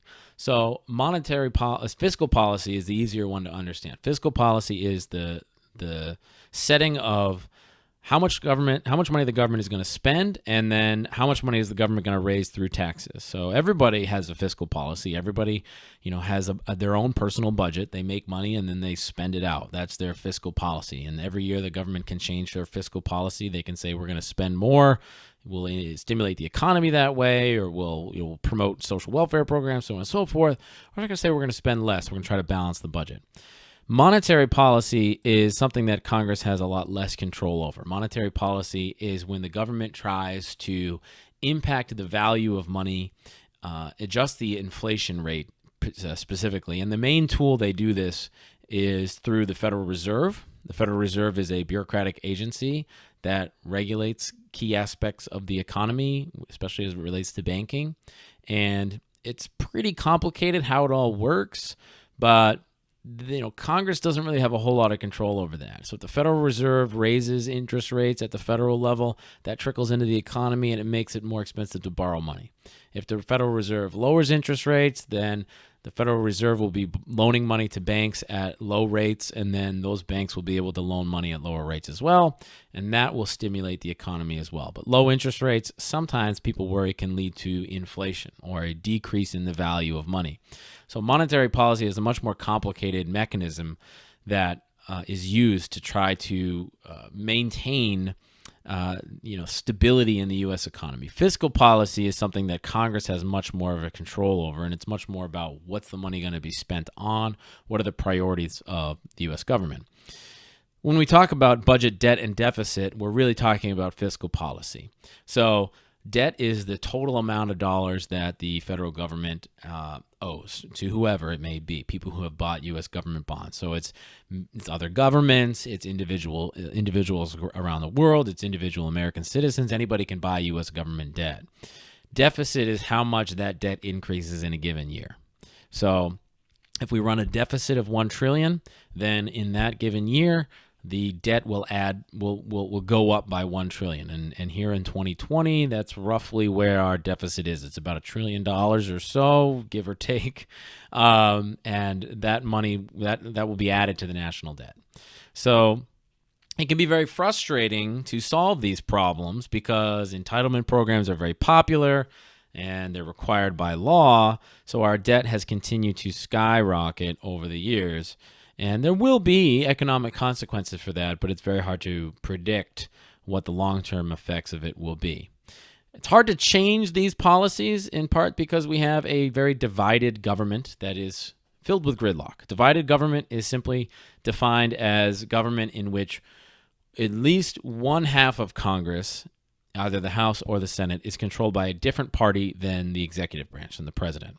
So that really slows things down, and it creates gridlock. It creates stagnation, disagreement, because laws can't get passed through Congress, and if they do, the president might veto them. So gridlock is when everything stops. And in the past, couple of presidential administrations, this has been kind of the status quo. There's only been a few years of unified government control, a couple of years during the Bush administration, and then a couple of years during the Obama administration, and then at the beginning of the Trump administration. So you have a few years in each administration where they have control, but then it seems like one of the chambers in Congress goes to the other party, and that creates gridlock. When we talk about the behavior of Congress, it's important to note that many congressmen are not necessarily running for re-election in competitive elections. And let's talk a little bit about how these two flashcards are related. So the concept of apportionment and reapportionment are connected. Apportionment is the idea that states have the membership, the number of representatives each state has, in the House, is determined according to their population. So, for example, Massachusetts has 9. Every 10 years, this number is recalculated through the reapportionment process. The census occurs every 10 years. It's constitutionally required, and then they recalculate. So in 2010, Massachusetts actually lost a congressman, and they went from 10 to 9. When reapportionment occurs, there's a regular part of the process of reassigning congressional seats. You have states that then redraw congressional legislative districts. And they often do this in a way that ends up with really odd-looking districts that are designed to make sure that one party has an advantage. That's what gerrymandering is. And we've talked about it. We've looked at examples. Gerrymandering is drawing legislative districts to give one party an advantage by either spreading out a majority party into lots of different districts to try to win lots of districts, or putting all of the opposition party into one district so that the majority party can then win the rest of the districts. And this happens across the country. And it contributes to gridlock. It contributes to the slow process here, because people get elected from safe districts because the districts are maybe overwhelmingly one side, or they don't have to worry about re-election because of the way their district is drawn, and that makes it so that they're less likely to compromise, and they're more likely to be on the ideological extremes of their political party on one way or the other. So gerrymandering is universally criticized by Democrats and Republicans, and yet there haven't been any real successes in trying to eliminate it. There have been a few cases related to the drawing of congressional districts that we need to know about. Baker versus Carr was in the 1960s, and this really established the one person, one vote principle. In the state of Tennessee, there's a flashcard on this. Actually, I'm going to just kind of breeze through these because I have more detailed flashcards in our review videos on the court cases. So why don't you go to that video and look at the Shaw versus Reno and Baker versus Carr. But this established the one person, one vote principle, basically saying that state legislative districts and U.S. congressional districts needed to be of the same size, same number of people. And then Shaw versus Reno established so that gerrymandering can't occur using primarily race as the demographic for which to divide people, for how to draw the districts. So take a look at those other videos. A few other terms to familiarize ourselves with here at the end of this video. It's just worth noting that lame duck, that simply means that at the end of a congressional term or the end of a presidential term, Congress and the president have less power. They're seen as on their way out the door. They're lame ducks. They can't fly. And so later in a term, they have less power. Early in a term is when you'll see more action being taken on all three of those fronts. When it comes to how congressmen and women vote, they can be using one of three models. They can either be trustees, delegates or politicos. A trustee is someone who says, I have been entrusted by my constituents to do what I think is best. They have put their faith in me, and so I'm going to do what I think is right. So a trustee is someone who, the word trust is really important there. A delegate is someone who says, my constituents have sent me to Congress to do what they want. So they'll poll their congressmen, or they'll poll their constituents. They'll ask them what they want on a certain issue, and then they'll vote accordingly. However, the reality is most people are politicos, which means that depending on the circumstance, sometimes they'll say, I'm doing this because it's my principle and I think it's the right thing to do. Or sometimes they'll say, I'm doing this because my constituents want to do it. And they'll make a political calculation. How am I going to maintain my power? How am I going to maintain my chances for re-election, depending on whether this is an issue my constituents want me to be a trustee on or want me to be a delegate on. Maybe they don't know as much about certain topics. So a politico is kind of a hybrid approach. Log rolling is the concept of vote trading, where one representative will say, I'll vote for your bill, which I don't really care much about. If you're from New York and you're going to vote on a corn subsidy bill for a farmer in Iowa, but then the farmer in Iowa will vote for a infrastructure bill that will pay to rebuild the George Washington Bridge or something like that. That's called log rolling, and some people think that's one of the ways things can get done in Congress, even though it seems a little bit corrupt on the surface. And another thing that sometimes seems corrupt is pork barrel spending, which is simply when congressmen and women bring home the bacon. They bring money home to their congressional districts. They say, I got grants for building parks in our community, or building new schools, repairing roads, so on and so forth. So pork barrel spending can increase the deficit. It can cost a lot of money, and people say it's kind of just like a legalized form of bribery, and it's often criticized as wasteful government spending. And yet it's also a way that helps kind of keep the gears moving a little bit, where if there is a piece of legislation that's kind of unpalatable to a particular representative, if an amendment is inserted to help fund a naval base in their district or what have you, that might make it more likely for a representative to vote for that. So a lot of the stuff I just talked about is about behavior.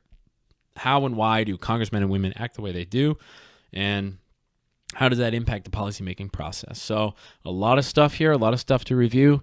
Take a look at these videos a few times if you need to. Ask me questions. And again, as I've said multiple times throughout these videos, they are for getting that process started on the review. They're not the one and only place you should go, but I hope it helps.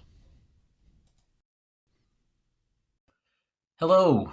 I thought it would be useful to spend a little time reviewing some of the concepts in your AP U.S. Government and Politics flashcards. So for this unit, I've actually created a set of flashcards which are based off of the review sheet for the executive branch. So I just want to remind you what the review sheet looks like. This is the review sheet that every student received at the beginning of the unit. It goes through key topics, key terms, key vocabulary related to the executive. You were all given a hard copy of that, and you also have access to it at the bottom of our course module on Canvas. So what I did was I took a lot of the key concepts, not every single thing, but most of the concepts in the review sheet, and I turned them into flashcards. So you have access to this document here in Google Slides, and I strongly encourage all students to print out a copy, and I formatted them so that if you go and you print, then it would make it so that you can fit them nice and evenly onto pieces of paper. You go ahead and print this out and cut these out, and you'll have a set of flashcards that you can use to review, to quiz, to go over material. And I thought I would do a quick overview. This is not going to be comprehensive, and it's certainly not going to be the only things you need to be responsible for. But I thought it would take some time to walk through some of the topics listed on the flashcard. So if you're not sure where to start or where to find information, I'm just going to talk you through some of it. So the flashcard video here first, it's going to go along with the first 5 flashcards. So I've numbered each of the flashcards. First 5 relate to topic 2.4, which is numbered by the College Board.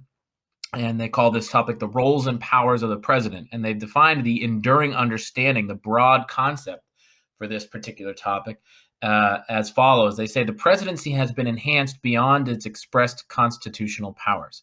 So first of all, we need to understand what are the constitutional powers that are in Article 2, and then how have the presidential powers over time expanded beyond that. So the first flashcard you have relates to these concepts here. We have vetoes, pocket vetoes, and then I ask the question, are these formal or informal powers? So a veto obviously is in the Constitution. It's in Article 1 and Article 2, talking about the powers of the president and the legislative process. So the president can veto any piece of legislation that is sent to him by Congress. And if he does so, then Congress can override the veto with a 2/3 vote in both houses of Congress, both the House and the Senate. So the lawmaking process, they need a majority in the House, majority in the Senate to pass, and then the president can veto, and then 2/3 in both to override the veto. So that's a formal power. It's formal because it is in the Constitution. A pocket veto, sometimes people get confused on this, but this is also a formal power. Although the phrase pocket veto is not in the Constitution, it's simply a shorthand way of describing what happens to a bill if the president doesn't sign it and the session of Congress is within 10 days of expiring. If that's the case, the bill does not become law. That is specified in the Constitution, so that's a formal power. It seems informal because that's the nickname of it, and the word pocket is not in the Constitution, but it is a formal power. The next flashcard is about foreign policy. So what are some of the powers the president has as it relates to foreign policy, and are these powers in the Constitution or not? The president is the commander-in-chief. This is in the Constitution. This is one of the president's most important powers. He runs and is in charge of the United States military, although it's worth noting that Congress is, in Article 1, in charge of creating the Army and the Navy. They're in charge of funding it, but the president is the commander-in-chief. So that's a very, very important constitutional power. And it's been expanded over time.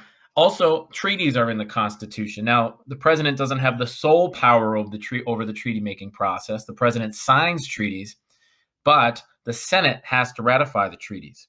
So it's a constitutional power, but it has a pretty significant limitation on it. And because of this limitation, presidents have moved towards executive agreements. Executive agreements are not in the Constitution. They have been held as a permissible use of presidential power. However, they are not treaties. They are agreements with foreign nations that are not binding to future administrations. They can be withdrawn from by a future administration, but they don't require Senate approval. So the executive agreement is an informal power. We've seen more and more executive agreements over time as opposed to treaties because it is very difficult to get treaties ratified by the United States Senate.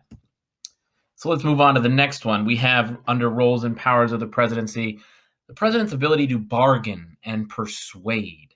So the president is going to be using his powers of persuasion. He can do this in formal ways and he can do this in informal ways. So, if the president is giving a State of the Union address, that is a formal constitutional power.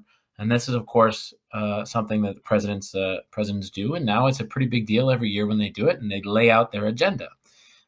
They can bargain, but, this is not in the sense of, any sort of constitutional role the president has in the lawmaking process, but rather they could use some of their informal powers to support a legislator or campaign for a legislator or put his political weight behind a pet project or a specific issue that a legislator is in support of.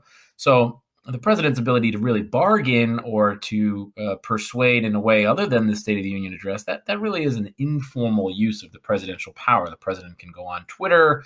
This relates to something that comes later, the bully pulpit. The president can go on television. The president can speak directly to the American people.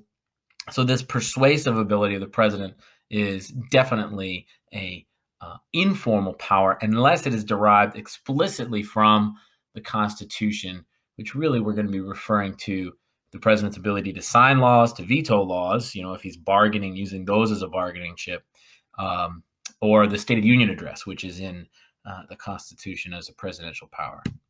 Moving on to the fourth flashcard, we have under roles and powers of the presidency, the issue of executive orders. So executive orders are used quite a bit by presidents.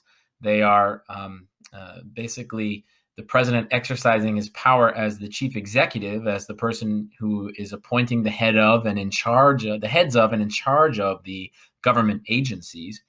They're not in the Constitution, therefore they're an informal power, but they've been ruled as a legitimate use of the president's authority as the chief executive to implement the laws. And there's been many, many, many examples of executive orders, and they're very often controversial and very often very, very significant. So the Emancipation Proclamation was an executive order. Harry Truman desegregated the military by executive order. Richard Nixon actually used an executive order to freeze wages and try to halt prices for a period of time to try to halt inflation. President Obama has used executive orders with regards to immigration policy to try to prevent deportation of childhood arrivals under his DACA program. President Trump has used executive orders to try to undercut the ability of the Affordable Care Act to function as part of his beliefs on healthcare. So there are lots of different executive orders, and they are a way for the president to go around Congress. If the president can't get Congress to pass a law, they use executive authority.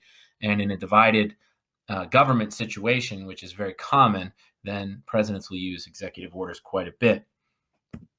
Our last slide on topic, or last flashcard on topic 2.4, under roles and powers of the presidency are signing statements. So what are they and why do they use them?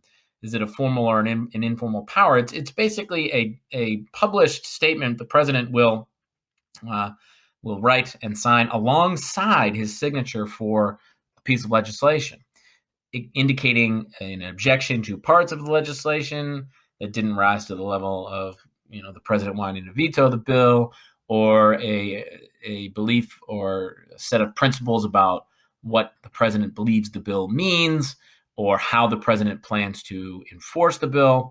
So the president may sign them because he knows he doesn't have a veto-proof majority, and perhaps he has maybe some reservations about the bill, but would rather not have a veto overridden by Congress, because that can show weakness in a president. He'll also sign them to signal what the president intends to do after the legislation has been signed. It's definitely a way to try to take and wrestle power from Congress. And it's an informal power. There's nothing in the Constitution that specifies the president can sign signing statements, but there's nothing that prevents it. And so the president does so. So these are the first 5 flashcards. If I were you, I would spend a good amount of time putting as much information on the back of the flashcards as you can, and then studying them, and seeing if you can become familiar with what are these powers that the president has under the Constitution, what are additional powers that the president has that are not directly in the Constitution, but are rather inferred from it. So there's the distinction between formal and informal powers. Do we clearly recognize them and understand how they influence the power of the president, especially as it relates to the power of the other branches? So those are the first 5 flashcards.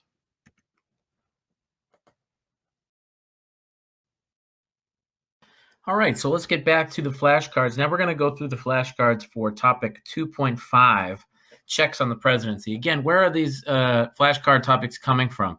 So we've got our review sheet, and the first video went through the first 5 flashcards relating to the first topics on the review sheet on topic 2.4.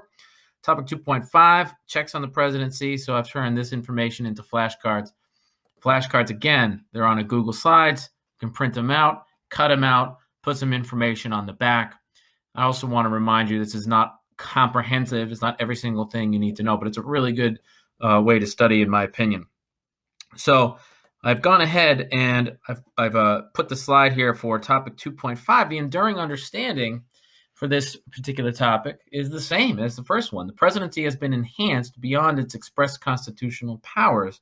However, where the first few slides, the first 5 flashcards are about what powers does the president have in the Constitution, the next are related to that, but they're very much about what can the other branches do to restrict the powers of the presidency or rein a president in if the president has perhaps stepped too far beyond either his constitutional role or at the very least beyond what the other branches are comfortable with.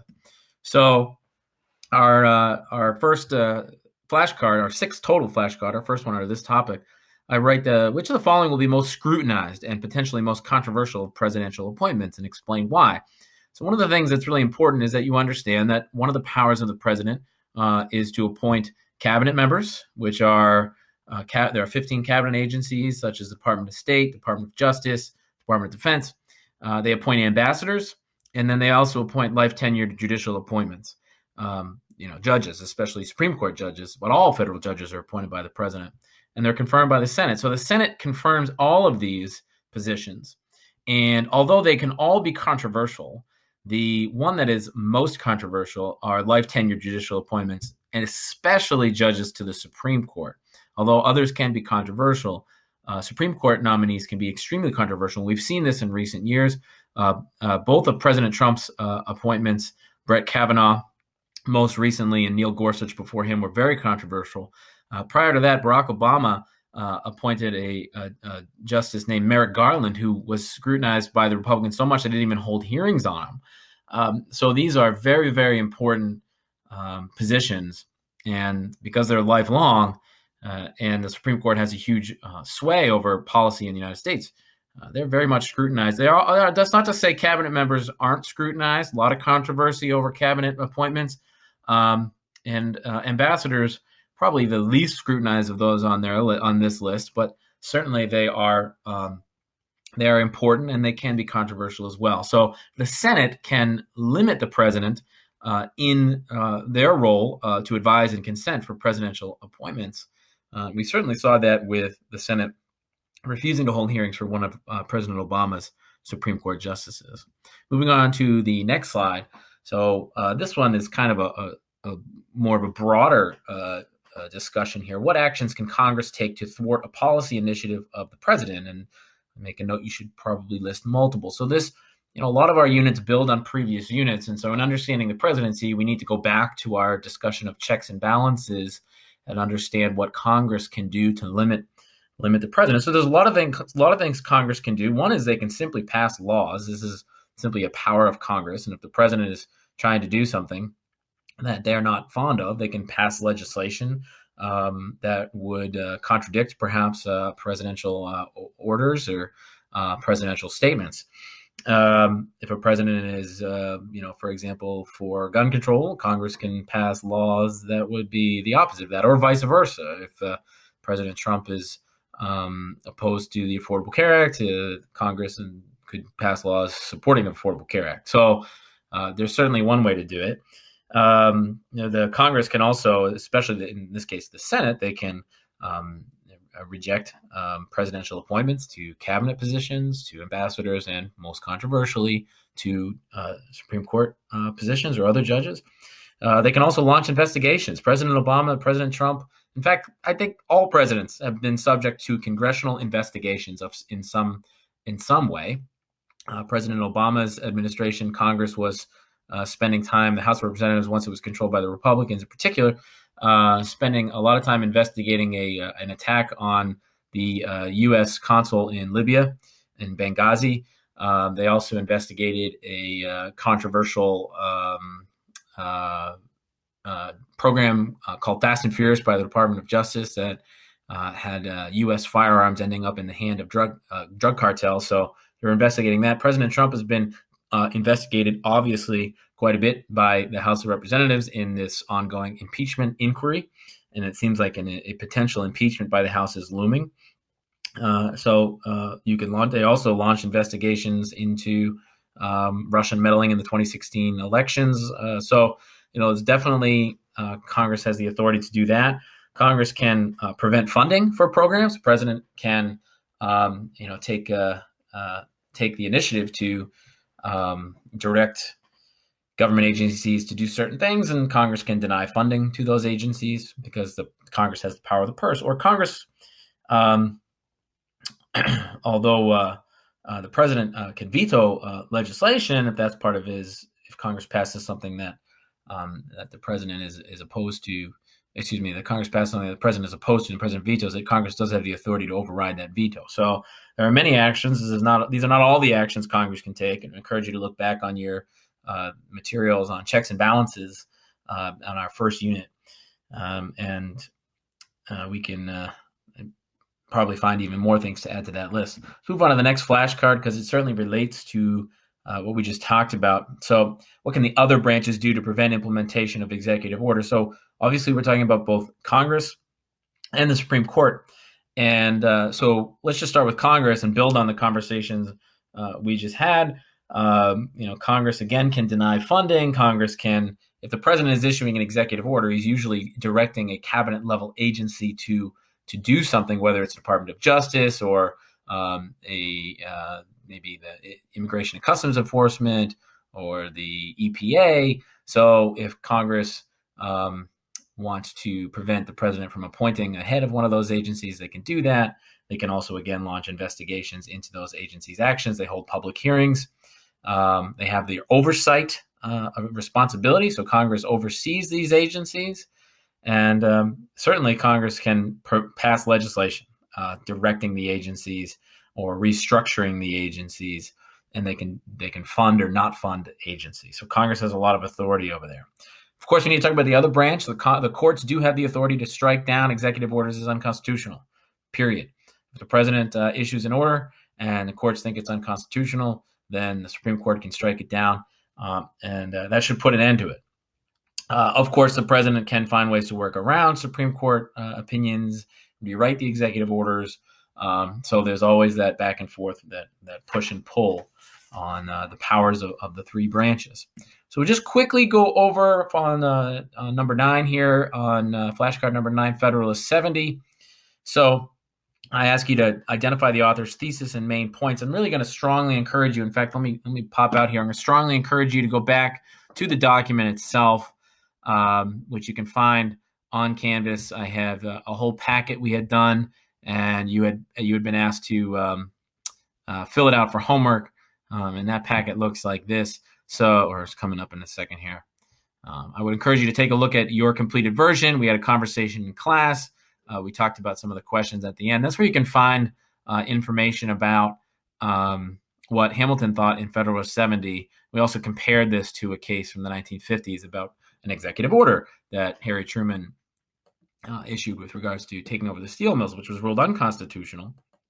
But broadly speaking, to go back to the flashcards, broadly speaking, Hamilton believed we should have a strong executive. He believed that the executive should be vigorous, should have energy, should be a single unitary executive. There should not be a panel. There was discussion at the convention of dividing the executive power amongst multiple groups. And Hamilton thought that would be problematic. It could slow things down. So you really wanted to have a decisive single executive that had the authority to take action because, when there's issues of national importance, Congress is a deliberative body that goes slow, and you want the executive branch to be a fast-moving, powerful body with fewer restrictions on it. Of course, the courts have articulated restrictions over time, and that packet with the Youngstown versus Sawyer case is a good one to look at in your review here. Moving forward, flashcard number 10, 22nd Amendment. Although it's under the expansion of presidential power, it would make sense to actually talk about this as kind of a contraction of presidential power because the 22nd Amendment limits the time that presidents can serve in office to 2 full terms or 10 years. If a president potentially serves out less than 2 years of a prior president's term, if a vice president, for example, if there's a death of a president or a resignation, then that president could run for 2 additional terms. So 2 terms or 10 years. This was passed and ratified as an amendment to the Constitution after Franklin Roosevelt was elected 4 times. So Franklin Roosevelt broke that tradition of presidents only serving 2 terms that was established by Washington. He expanded presidential power in that regard, and Congress and the states, of course, through the constitutional amendment process, they said this is something we should do to limit presidential power.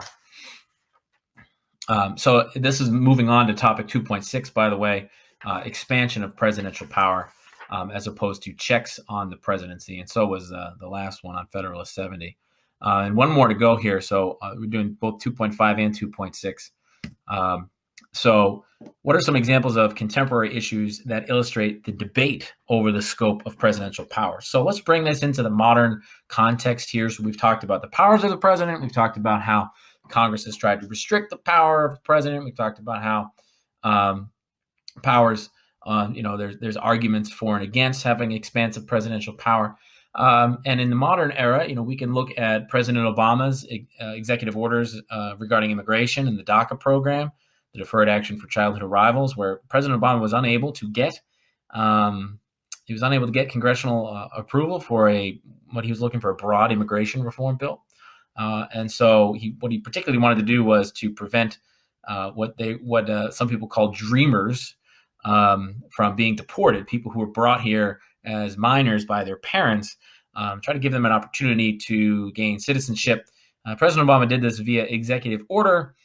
Some people viewed this as unconstitutional because the law is pretty clear on illegal immigrants and not having the legal right to stay, and yet the president has basically issued an executive order in this case defying the law or saying that this particular provision of the law will not be implemented. So that's certainly a modern day debate. We can also see President Trump and the ongoing impeachment saga as a modern day debate. The president, in the case of Ukraine, it's being alleged that he inappropriately withheld government aid to Ukraine for an exchange of some anti-corruption efforts that the president's opponents describe as politically motivated because they would potentially implicate the son of former Vice President Biden. The president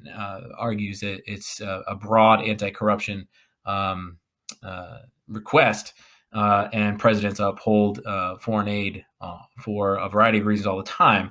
So this is a current debate about presidential power, and it's certainly also a checks and balances example where the Congress is engaged in investigations and oversight and potentially going to impeach, the House would impeach, and there'd be a trial in the Senate. Or we could talk about President Trump using already appropriated defense dollars to build expansions of a wall on the border, even though those dollars weren't explicitly appropriated by Congress for that purpose. So that is something that's currently working through the courts as well.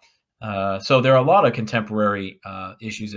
One other one that just comes to mind is that there are a variety of investigations where local authorities or state authorities or Congress is trying to get access to the tax returns of the President of the United States, and the President is saying that those are privileged documents. So there have been a lot of modern day examples over this back and forth over presidential power. So that's topics 2.5 and 2.6. 2.5 being the checks on the presidency, and 2.6 being expansion of presidential powers.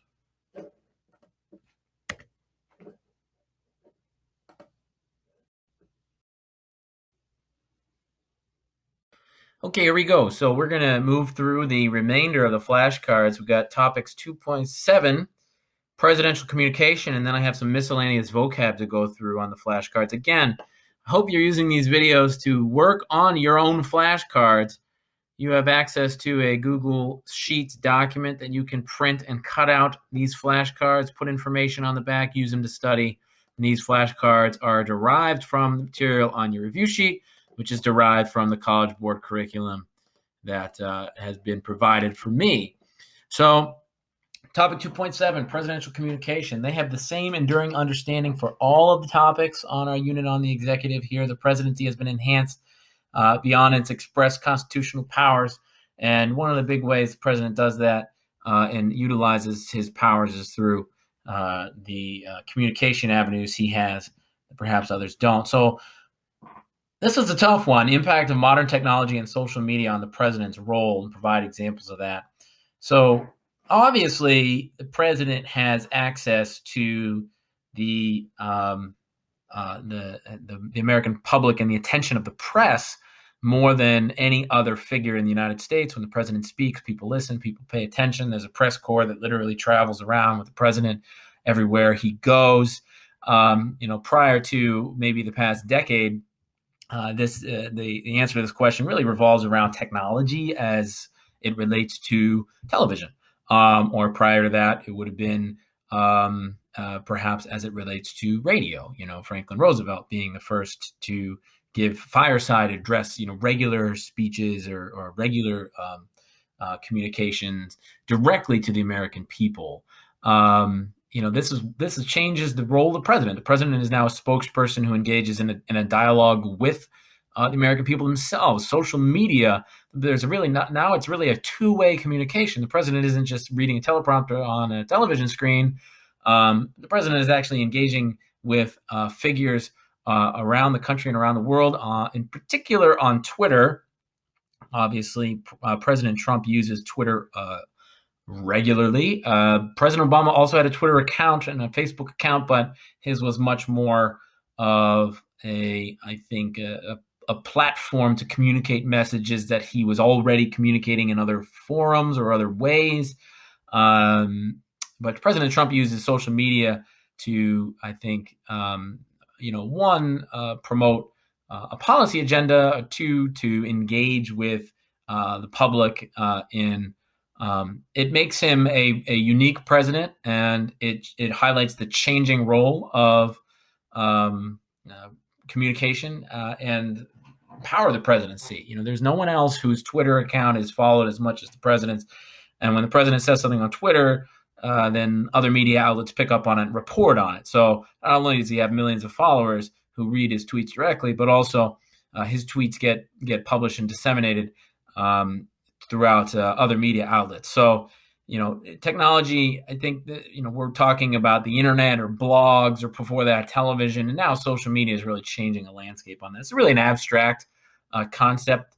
I think the College Board is right on when they're trying to get us to grapple with it. But I think it's an evolving answer to this particular question. Let's move on to the next one, though. The bully pulpit has been a term that has been used a lot over the years. It's not just related to social media. The bully pulpit is simply the idea that the president has, unlike anyone else, the ability to communicate directly to the American people and to persuade the American people. And if the president can't get Congress on his own to act, then he can try to convince the American people of the rightness of his policy agenda, his ideas. He can do this on television. He can travel around the country. The president does that. President Trump does that. He campaigns for other people. He gives speeches in other parts of the country. And if the country gets behind a president's agenda, then the secondary effect is that Congress will follow the president's lead. Now, in this modern era, in the past two presidencies or maybe three presidencies, we've seen this to be less and less effective because the country is polarized more so than it has been in the past. And it seems like the president is able to rally his own supporters. And by the president, I mean recent presidents, not just President Trump. But he's not as effective as other presidents have been, as perhaps bringing new supporters on board when he goes out and communicates directly to the American people and uses that bully pulpit. So I think this is changing as well. The bully pulpit is the president's ability to communicate directly with the American people in order to circumvent Congress and then pressure Congress to act. I think it's become less effective. The president is finding new ways to use the bully pulpit to do that. Similarly, it relates to flashcard number 14, the State of the Union address. So the State of the Union address is still a very important moment every year. The Constitution requires that the president from time to time update Congress on the State of the Union. It does not require it to be a speech, but it has been for about 100 years. And in the previous few decades, it's been a very ceremonial event.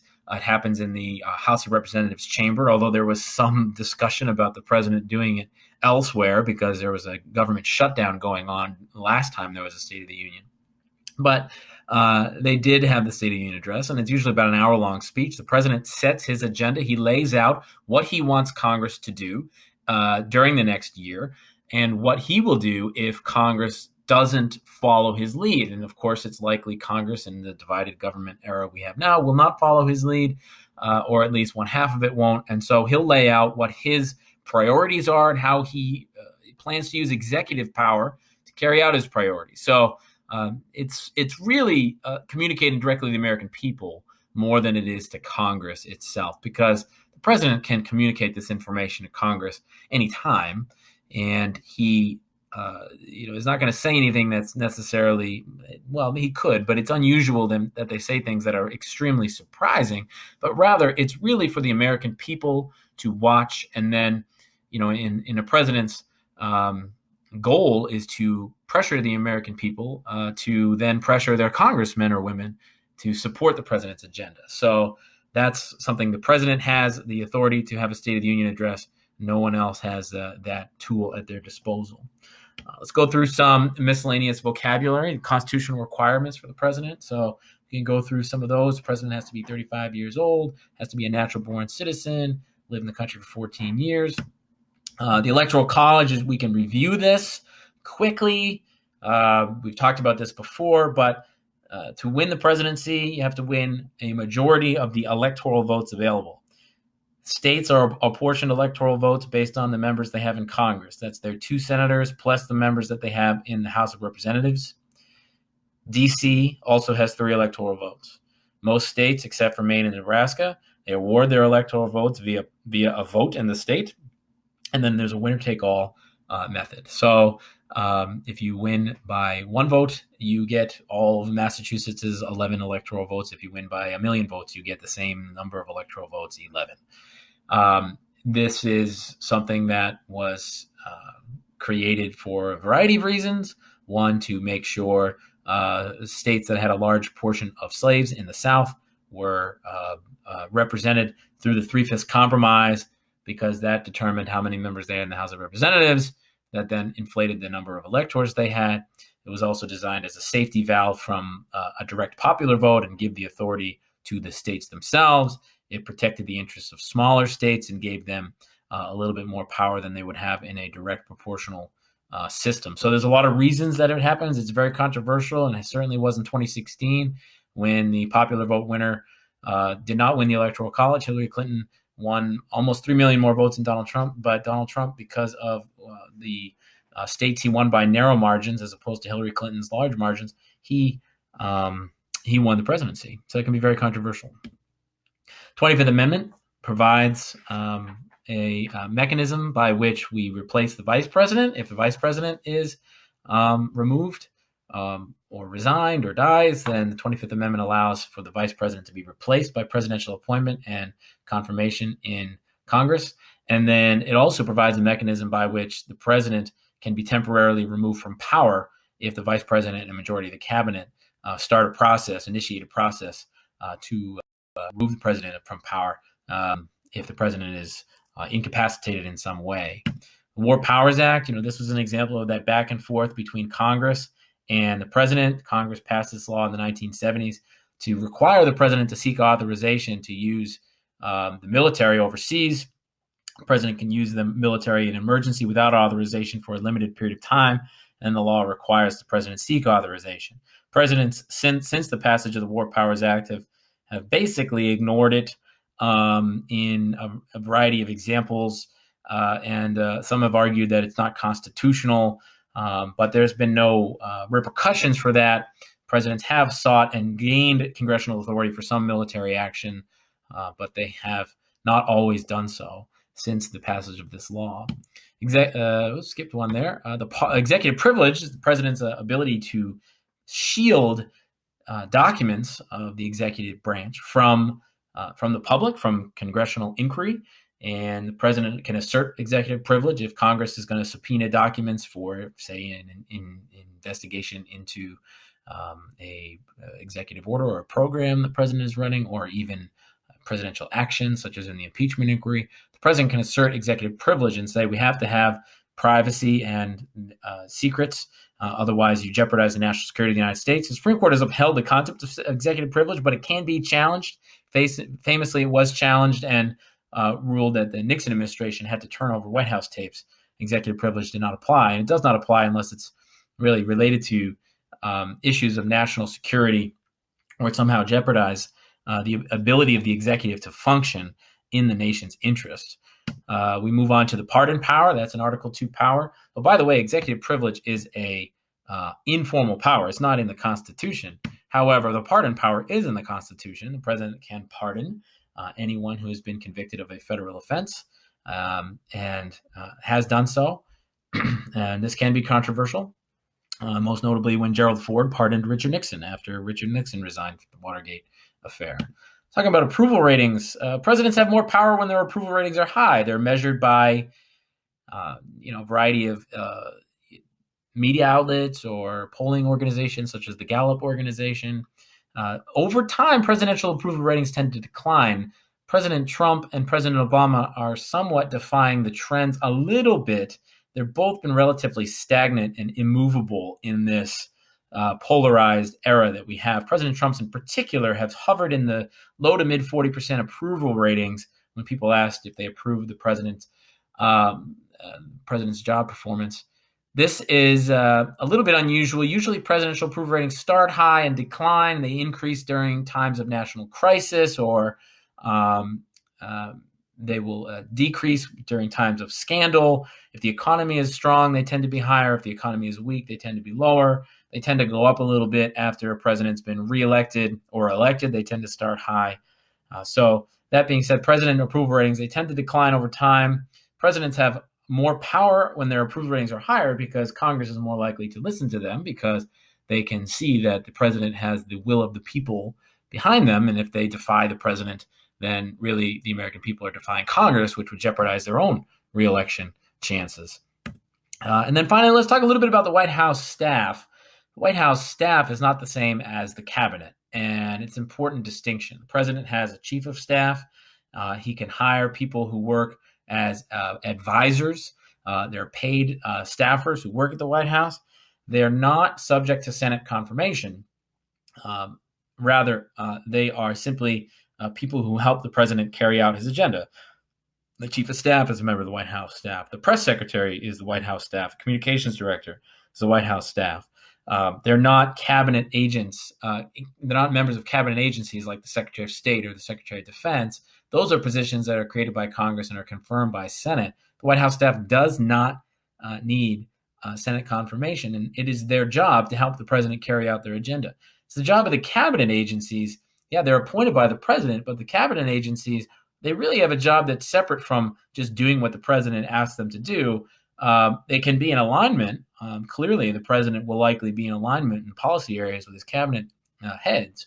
But the cabinet agencies are, in many ways, staffed by career bureaucrats who may have been appointed during different presidencies or worked for presidents of both parties. So they're not just there to do what the president wants. They're there to do what the government agency is tasked with, whether it's defend the United States, whether it's to prosecute criminals, to regulate the environment, so on and so forth. So cabinet agents do need Senate confirmation. The heads of the cabinet departments, White House staff does not, and that's an important distinction. So when people are out there supporting the president, sometimes it's worthwhile knowing whether they're part of the White House staff or whether they're part of the cabinet. So that runs us through all of the vocabulary flashcards. This has hopefully been helpful to you. Please write stuff on the back of these flashcards, cut them out, use them to quiz, and hopefully it helps round out your knowledge for our unit. Thanks.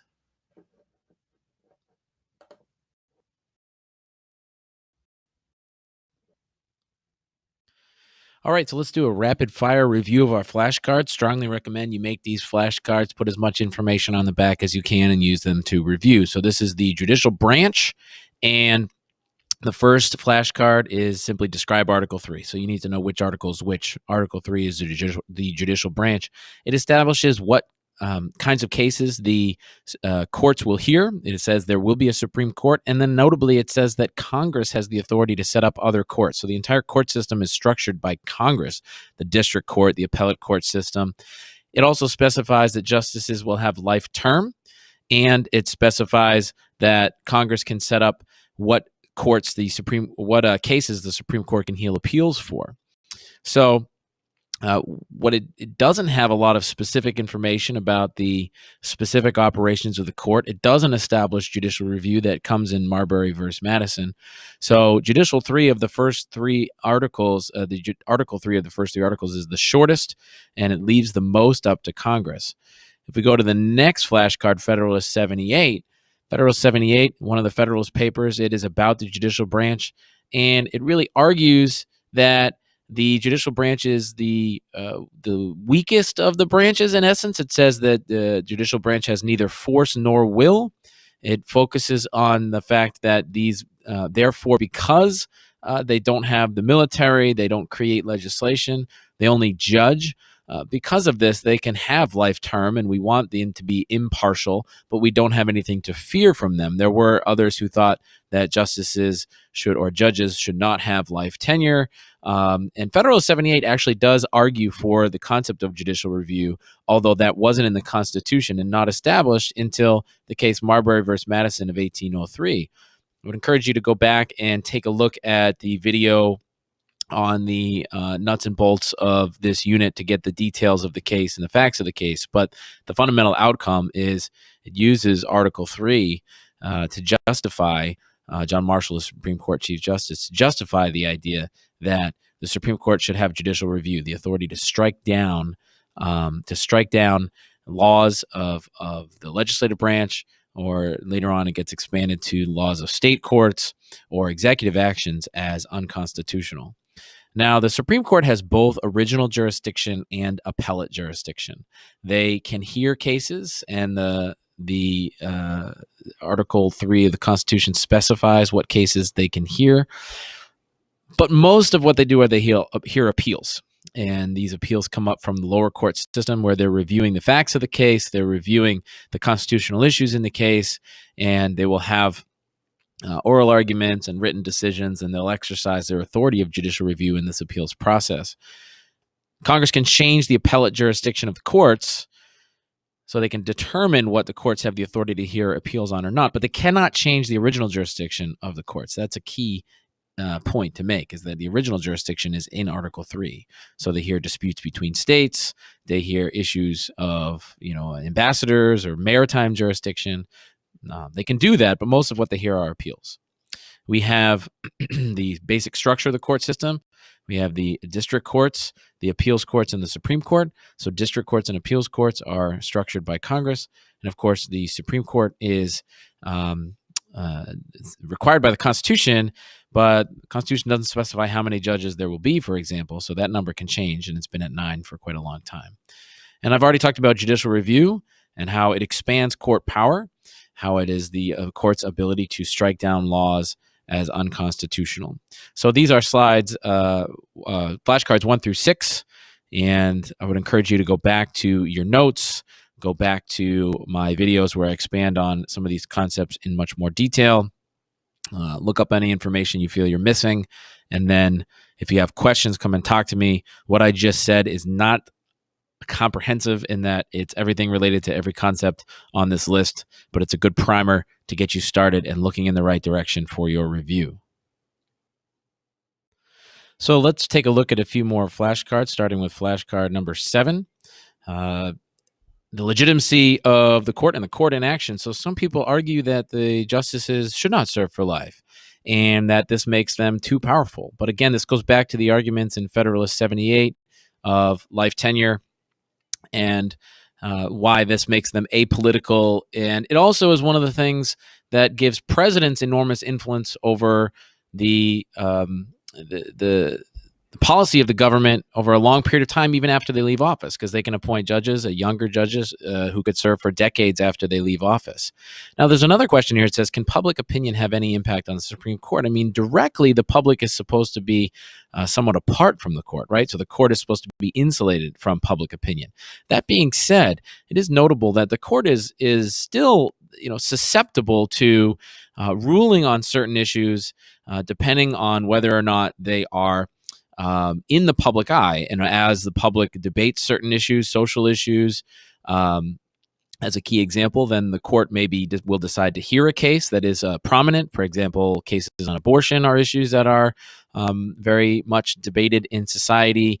Recently, cases on same-sex marriage came before the court, and the court does at least consider where the country stands on it. And of course, every justice has their individual policy, and some say it doesn't matter where the country stands and where social values stand. But I mean, of course, judges are Americans who live in this society and have been raised in American society, generally speaking.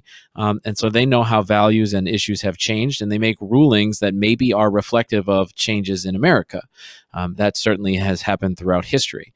The other thing they do, though, is they also rely on precedent. So these changes are not something that happen they don't take this issue lightly. They will rely on previous cases to guide their decision making. So it's only when large shifts have happened in society or in law, or the Constitution has been evolved or amended, where they will overturn precedent. So, a key example of this is the Brown versus Board case, which we'll talk about later in the course. In 1954, they overturned a court precedent from 1896 that said state-mandated segregation was constitutional in 1896. They overturned that precedent in 1954. They felt that that was clearly the right thing to do, and that the court had made errors in 1896. So it does show on notable issues, important issues, and issues where perhaps policy has been misguided in the past. It shows that the court is willing to overturn precedent. But that is something that doesn't happen frequently, because many court judges rely on the principle of stare decisis, which is our next flashcard. The idea that let the decisions stand. The court tries to be consistent, and there's really more of an evolution over time in their judicial opinions, rather than huge abrupt changes in court policy. And so stare decisis is the idea of using precedent to guide future decision making. Presidents have a huge impact on the direction of the court. Some judges will be more willing to overturn cases, to overturn past precedents than others. And that's why presidential elections are often very focused on who the president would appoint to the Supreme Court, what the potential justices they would appoint view the Constitution as. And that has a huge impact on policy in the United States. And it's one of the ways the president can influence the Supreme Court, of course. And it's also a key election issue.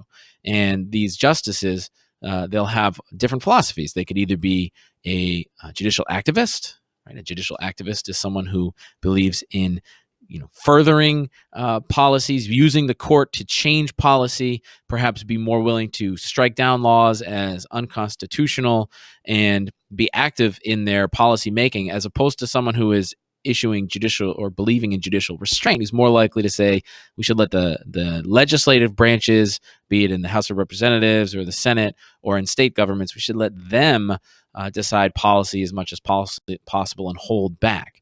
Oftentimes you see judicial restraint also go along with beliefs of conservatism, and you see judicial activism go along with beliefs of liberalism on the court. So there's a few more slides for your review. Again, just touching on these concepts. Want you to go back, research any concepts you're not sure about. Ask me questions if there's anything you're confused about. And this is not a one-stop shopping review. It's just a primer. Let's make sure we can all start at the same place and make sure we know where we're going with our review in the right direction. So let's talk about ways in which the judicial branch can be checked or limited. So this flashcard here, number 13, how can congressional laws impact the Supreme Court's impact? So the Supreme Court is something that they don't have the ability to change laws or change legislation. Of course, Congress does. So if the Supreme Court strikes down a law is unconstitutional because of a certain provision, then Congress can rewrite that law.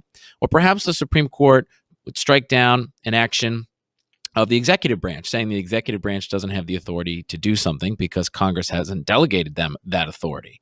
Congress can then delegate authority as such. So if the president is doing something with regards to the military that people think violates the War Powers Act, or if the president is having one of his government agencies doing something that the Supreme Court thinks is unconstitutional because the executive agency hasn't been given that specific power, then Congress can rewrite the laws. Congress can designate powers to certain government agencies, and they can then go around the Supreme Court's impact. So Congress can take action there. It's obviously the Supreme Court can still strike down laws as a violation of the Constitution, but sometimes the government can act without guidance from Congress, and then if Congress provides that guidance, then the Supreme Court's impact can be limited. Of course, constitutional amendments limit the Supreme Court's impact. So here's an example. In 1989, Texas passed a law saying you can't burn an American flag, and the Supreme Court said that was a violation of the First Amendment. So it was a free speech issue. Some people said the Constitution should be amended to allow the banning of flag burning. So if the Constitution is changed, then the Supreme Court can't rule something unconstitutional. So that's the most effective way to limit the Supreme Court's impact. Of course, it is the most difficult way. And we need to know the constitutional amendment process. You need to know that it is proposed by the Congress, and then both the House and the Senate need to vote to approve an amendment by 2/3 majority, and then 3/4 of the states need to ratify that. We also know that the judicial branch can be checked through the confirmation process. The Senate has to confirm all judicial appointments, and there have been instances, and I would refer you back to one of my earlier videos and presentations on this, where the confirmation process can get pretty nasty when the Senate is not necessarily in agreement with the person the president is choosing. And the confirmation process takes place, the committee hearing, in the Senate Judiciary Committee. The Senate confirms presidential appointments. The other thing Congress can do is they can change the court's jurisdiction with regards to what appeals it can hear. So its original jurisdiction is defined in Article 3, but Congress can define our entire court structure underneath the Supreme Court, and they can determine what appeals the courts are able to hear. So these are ways that the judicial branch is checked by other branches that are worth focusing on in this unit, and they're very important parts of the three-branch checks and balances, separation of powers system. So let's do one more video going over some vocabulary in our flashcards, just really quick going through these last flashcards on our judicial branch unit. Criminal law versus civil law, pretty important distinction. Criminal law is when the state or the government is prosecuting someone and the victim is society itself. Civil law is when two people are having a dispute over something, and there's usually a monetary issue. There's a lawsuit, and the winner or loser, there may be some sort of money exchange between those, maybe a patent dispute or something like that. You have briefs. We've talked about briefs before. Briefs are legal arguments that are sent before the courts, but also you can have amicus briefs. So anyone, even someone who is not involved directly in the case, can write an amicus brief, submit it before the court. It's called a friend of the court brief. High-profile cases get a lot of amicus briefs. Senatorial courtesy is simply the idea that the president could defer to a senator from his own party in a state in where there's a district court vacancy. So the senior senator of the president's own party in a state in which the district court has an opening, he could recommend a judge for that position. It's not a constitutional issue. It's really more of a tradition of how things function when presidents are selecting the many judges that are in the district court system. The rule of four is the concept that for the Supreme Court to hear one of the cases, they need to have 4 justices agree to hear an appeal from a lower court, and then they'll issue a writ of certiorari to order up the court records, the briefs, so on and so forth, so that they can schedule arguments and issue opinions. And arguments are before the court on each case. They have oral arguments for about an hour. Obviously, this is much more of a back and forth discussion than it is a legal brief. But the court justices will read the briefs, they'll have lawyers from each side, and they'll engage in arguments which are open to the public and posted online. Supreme Court clerks, they work for the courts, help the court. Young law school grads, it's a good job to get out of law school if you can get one of these. Some of these clerks have actually gone on to become Supreme Court justices themselves. And then we talked briefly about the writing of opinions, how there's majority opinions, dissenting opinions, and concurring opinions. Majority opinions, obviously laying out the legal framework for why the court made the decision they made. Dissenting, someone could take a slightly different legal approach, but still vote with the majority. That's concurring. Dissenting is the opposition will write why they legally disagree. And these are very important roadmaps for people who are studying cases down the road. And then finally, strict constructionist and loose constructionist. We see strict constructionist as a judicial philosophy, someone who believes the Constitution should be interpreted very strictly, and they're more originalist in that the words should be interpreted as what the founders meant when they wrote them, which of course is tricky because the founders didn't all agree on exactly what they meant at the time. And then loose constructionists say we should apply the words to modern day issues. And we see this time and time again. We talk about things like the 14th Amendment. What does the Equal Protection Clause mean, even though it was written in the 1860s? In 2019, what different groups can that be applied to? So loose constructionists are more liberal judges. Strict constructionists are typically more conservative judges. And so there you have it. There's our flashcard review. Once again, a final reminder, this is a starting point for your studying these videos, not an ending point. Please look up any questions you have, dig a little deeper into each of these concepts, study with one another, ask me if you have questions, and good luck. So let's start our review by taking a look at our bureaucracy flashcards. We can look at the first flashcard, which really just asks us to identify and understand the different types of bureaucratic organizations that there are. At the highest level, you have cabinet departments. There are 15 cabinet departments, the most notable being Department of State and the Department of Treasury, Department of Justice, headed by the Attorney General, Department of Defense, used to be known as the Department of War. You have many other executive agencies. Sometimes people will call these independent executive agencies or just executive agencies. So these are, basically like the little brother, little sister of the cabinet departments. They're a little more specialized than a broader cabinet department. So an executive agency could be the FBI, which is kind of underneath the Department of Justice, for example, or the Environmental Protection Agency, the EPA. Those are more specialized government agencies. Then you have independent regulatory commissions. They're designed to be a little bit more, as the name implies, independent.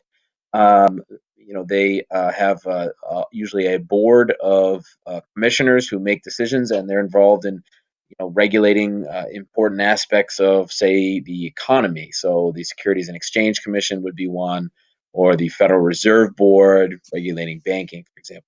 And you have government corporations. These are basically things that could exist in the private realm, the private sector, but they're owned by the government. So the Postal Service, which competes with other private businesses, or Amtrak is also a government corporation.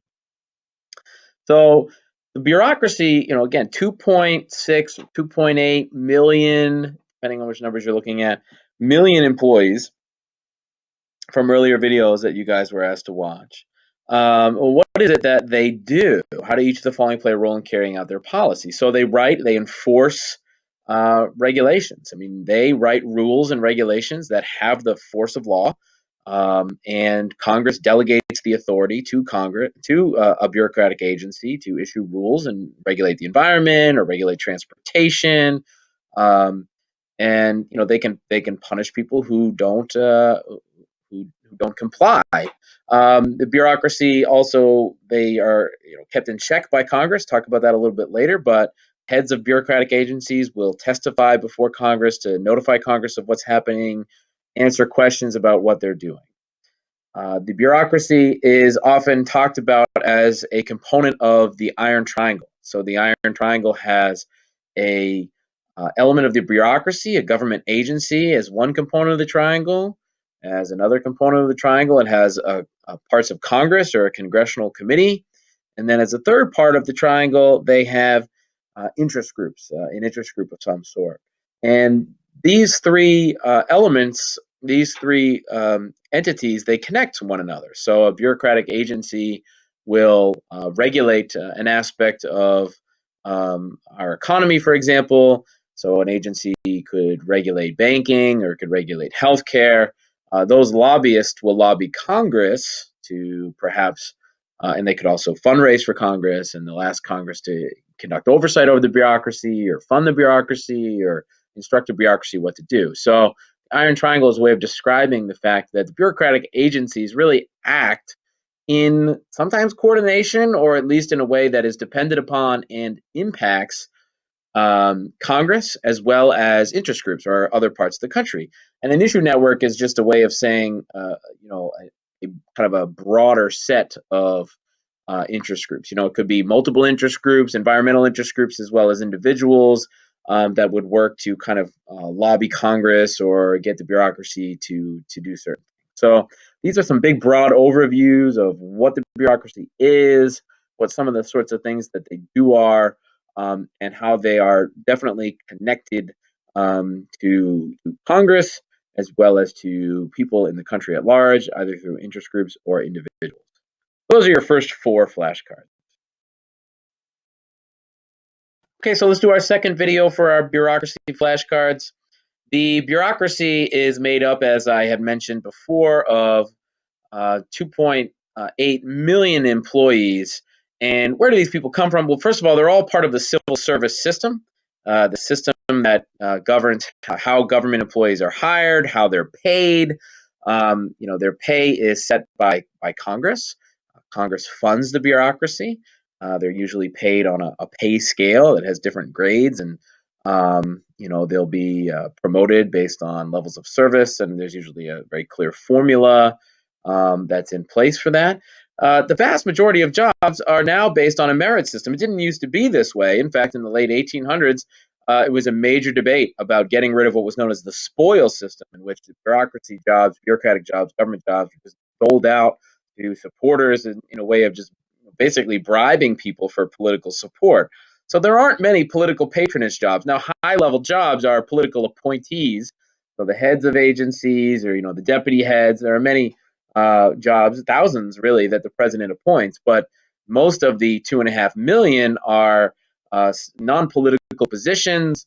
These are often career employees, and merit means that they are awarded based on, at least theoretically, what people's qualifications and skills are.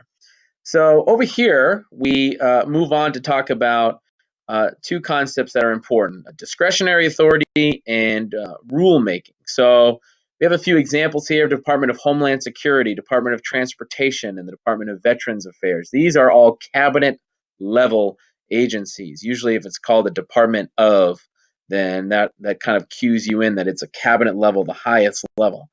For a bureaucratic agency, a cabinet agency, to have discretion, this really means that they can decide whether or not to write rules related to their area of expertise. For example, if you're looking at transportation, then they have discretion over a wide variety of rulemaking authorities, whether it's how to mark highways, or what speed limits could be, or what air traffic control regulations need to be. They can use their discretion, their decision, their expertise to make rules and determine what those rules need to be. So if something is discretionary, it means they're deciding to exercise their authority. And if they're writing a rule, they're actually writing it down. They're explaining what needs to happen, what people need to do. And these rules have the force of law. So if an automaker, violates a emission standard, that is a violation of a government rule, and it's punishable. So these are some key examples of cabinet departments. If we go down below, we have another cabinet department, Department of Education. This would be an independent government agency, an executive agency. They're more specialized. The Environmental Protection Agency, they'll be issuing rules and regulations and exercising their authority of discretion over what rules they will regulate, they will write into the federal law. The Federal Elections Commission, they regulate elections and financing. So, as an example of a set of rules that they have are filing deadlines where candidates in elections need to provide paperwork indicating how much money they had raised and what their money is being spent on for the election. And there are certain financial limits, things we'll talk about later in the course. So those are rules. They can exercise discretion about if somebody violates a rule, what potential penalty be. And then you have a little cutoff here. Sorry about that. The Securities and Exchange Commission. This is an independent regulatory commission. If we go back up here, we have Independent Regulatory Commission, Securities and Exchange. This was the EPA. We talked about some cabinet departments. Securities and Exchange Commission is really going to be regulating the stock market, and they're supposed to be, apolitical and have a little more independence than maybe some of these other policy areas. So we'll just stop here and we'll do one more video after this for our review. All right, so our last review video for flashcards for the bureaucracy, describe congressional oversight of the bureaucracy. This is really, really important. First of all these bureaucratic agencies are basically created by Congress. They get their authority from Congress, and Congress will fund them completely, and they will conduct hearings, and they can call usually the heads of bureaucratic agencies or cabinet department officials for them, and they can ask them questions. They can try to figure out how they're going to solve problems. They could, borderline interrogate them if they feel they've done something wrong. And if they feel like a agency is not doing their job adequately, they can change that agency's mandate. They can pass a law changing what it is an agency does. They can do all sorts of things through the lawmaking process. So Congress is where most of the authority, the rulemaking authority, discretionary authority, actually is derived from Congress's authority.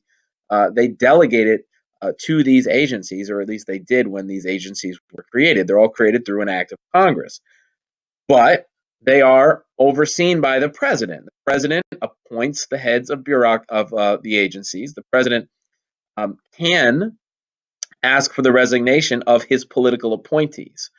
You can't just go out and fire everyone who has been given a job through the civil service system, the merit-based jobs, but the political appointment jobs, the president chooses these people, they serve at the pleasure of the president. The president can also issue executive orders, which, as we've discussed in this course, have enormous power. They've been ruled as a legitimate exercise as the president of the chief executive. And so executive order is something that the president has the authority to issue to instruct a bureaucracy, a bureaucratic agency, what to do. And if there is no specific counter directive from Congress, then these executive orders are really going to have the rule of law. And finally, we have the judicial oversight of the bureaucracy. And basically what this boils down to is the concept of judicial review. Bureaucracy does something that courts think is unconstitutional. So let's say the government agency, government surveillance agency is, collecting information from your cell phones without a warrant, and the court says this is an unconstitutional violation of Fourth Amendment. Then they're exercising judicial review, and they can strike down these actions. Of course, any action that the court takes to strike down a bureaucratic endeavor is subject to enforcement, and the courts are only a series of judges. So the enforcement and heeding these judicial decrees really is dependent upon the other branches following those decisions and following the Constitution. So there you have it, a really quick overview. I want to emphasize that these videos are just quick, kind of one-stop shopping at the end of a unit overviews to help you create your flashcards. Use all the information we have on Canvas, all the information in your textbook, the videos we've looked at, and the class assignment we've done to help you fill out these flashcards and prepare you for your exam and your midterm and your AP exam. Thanks.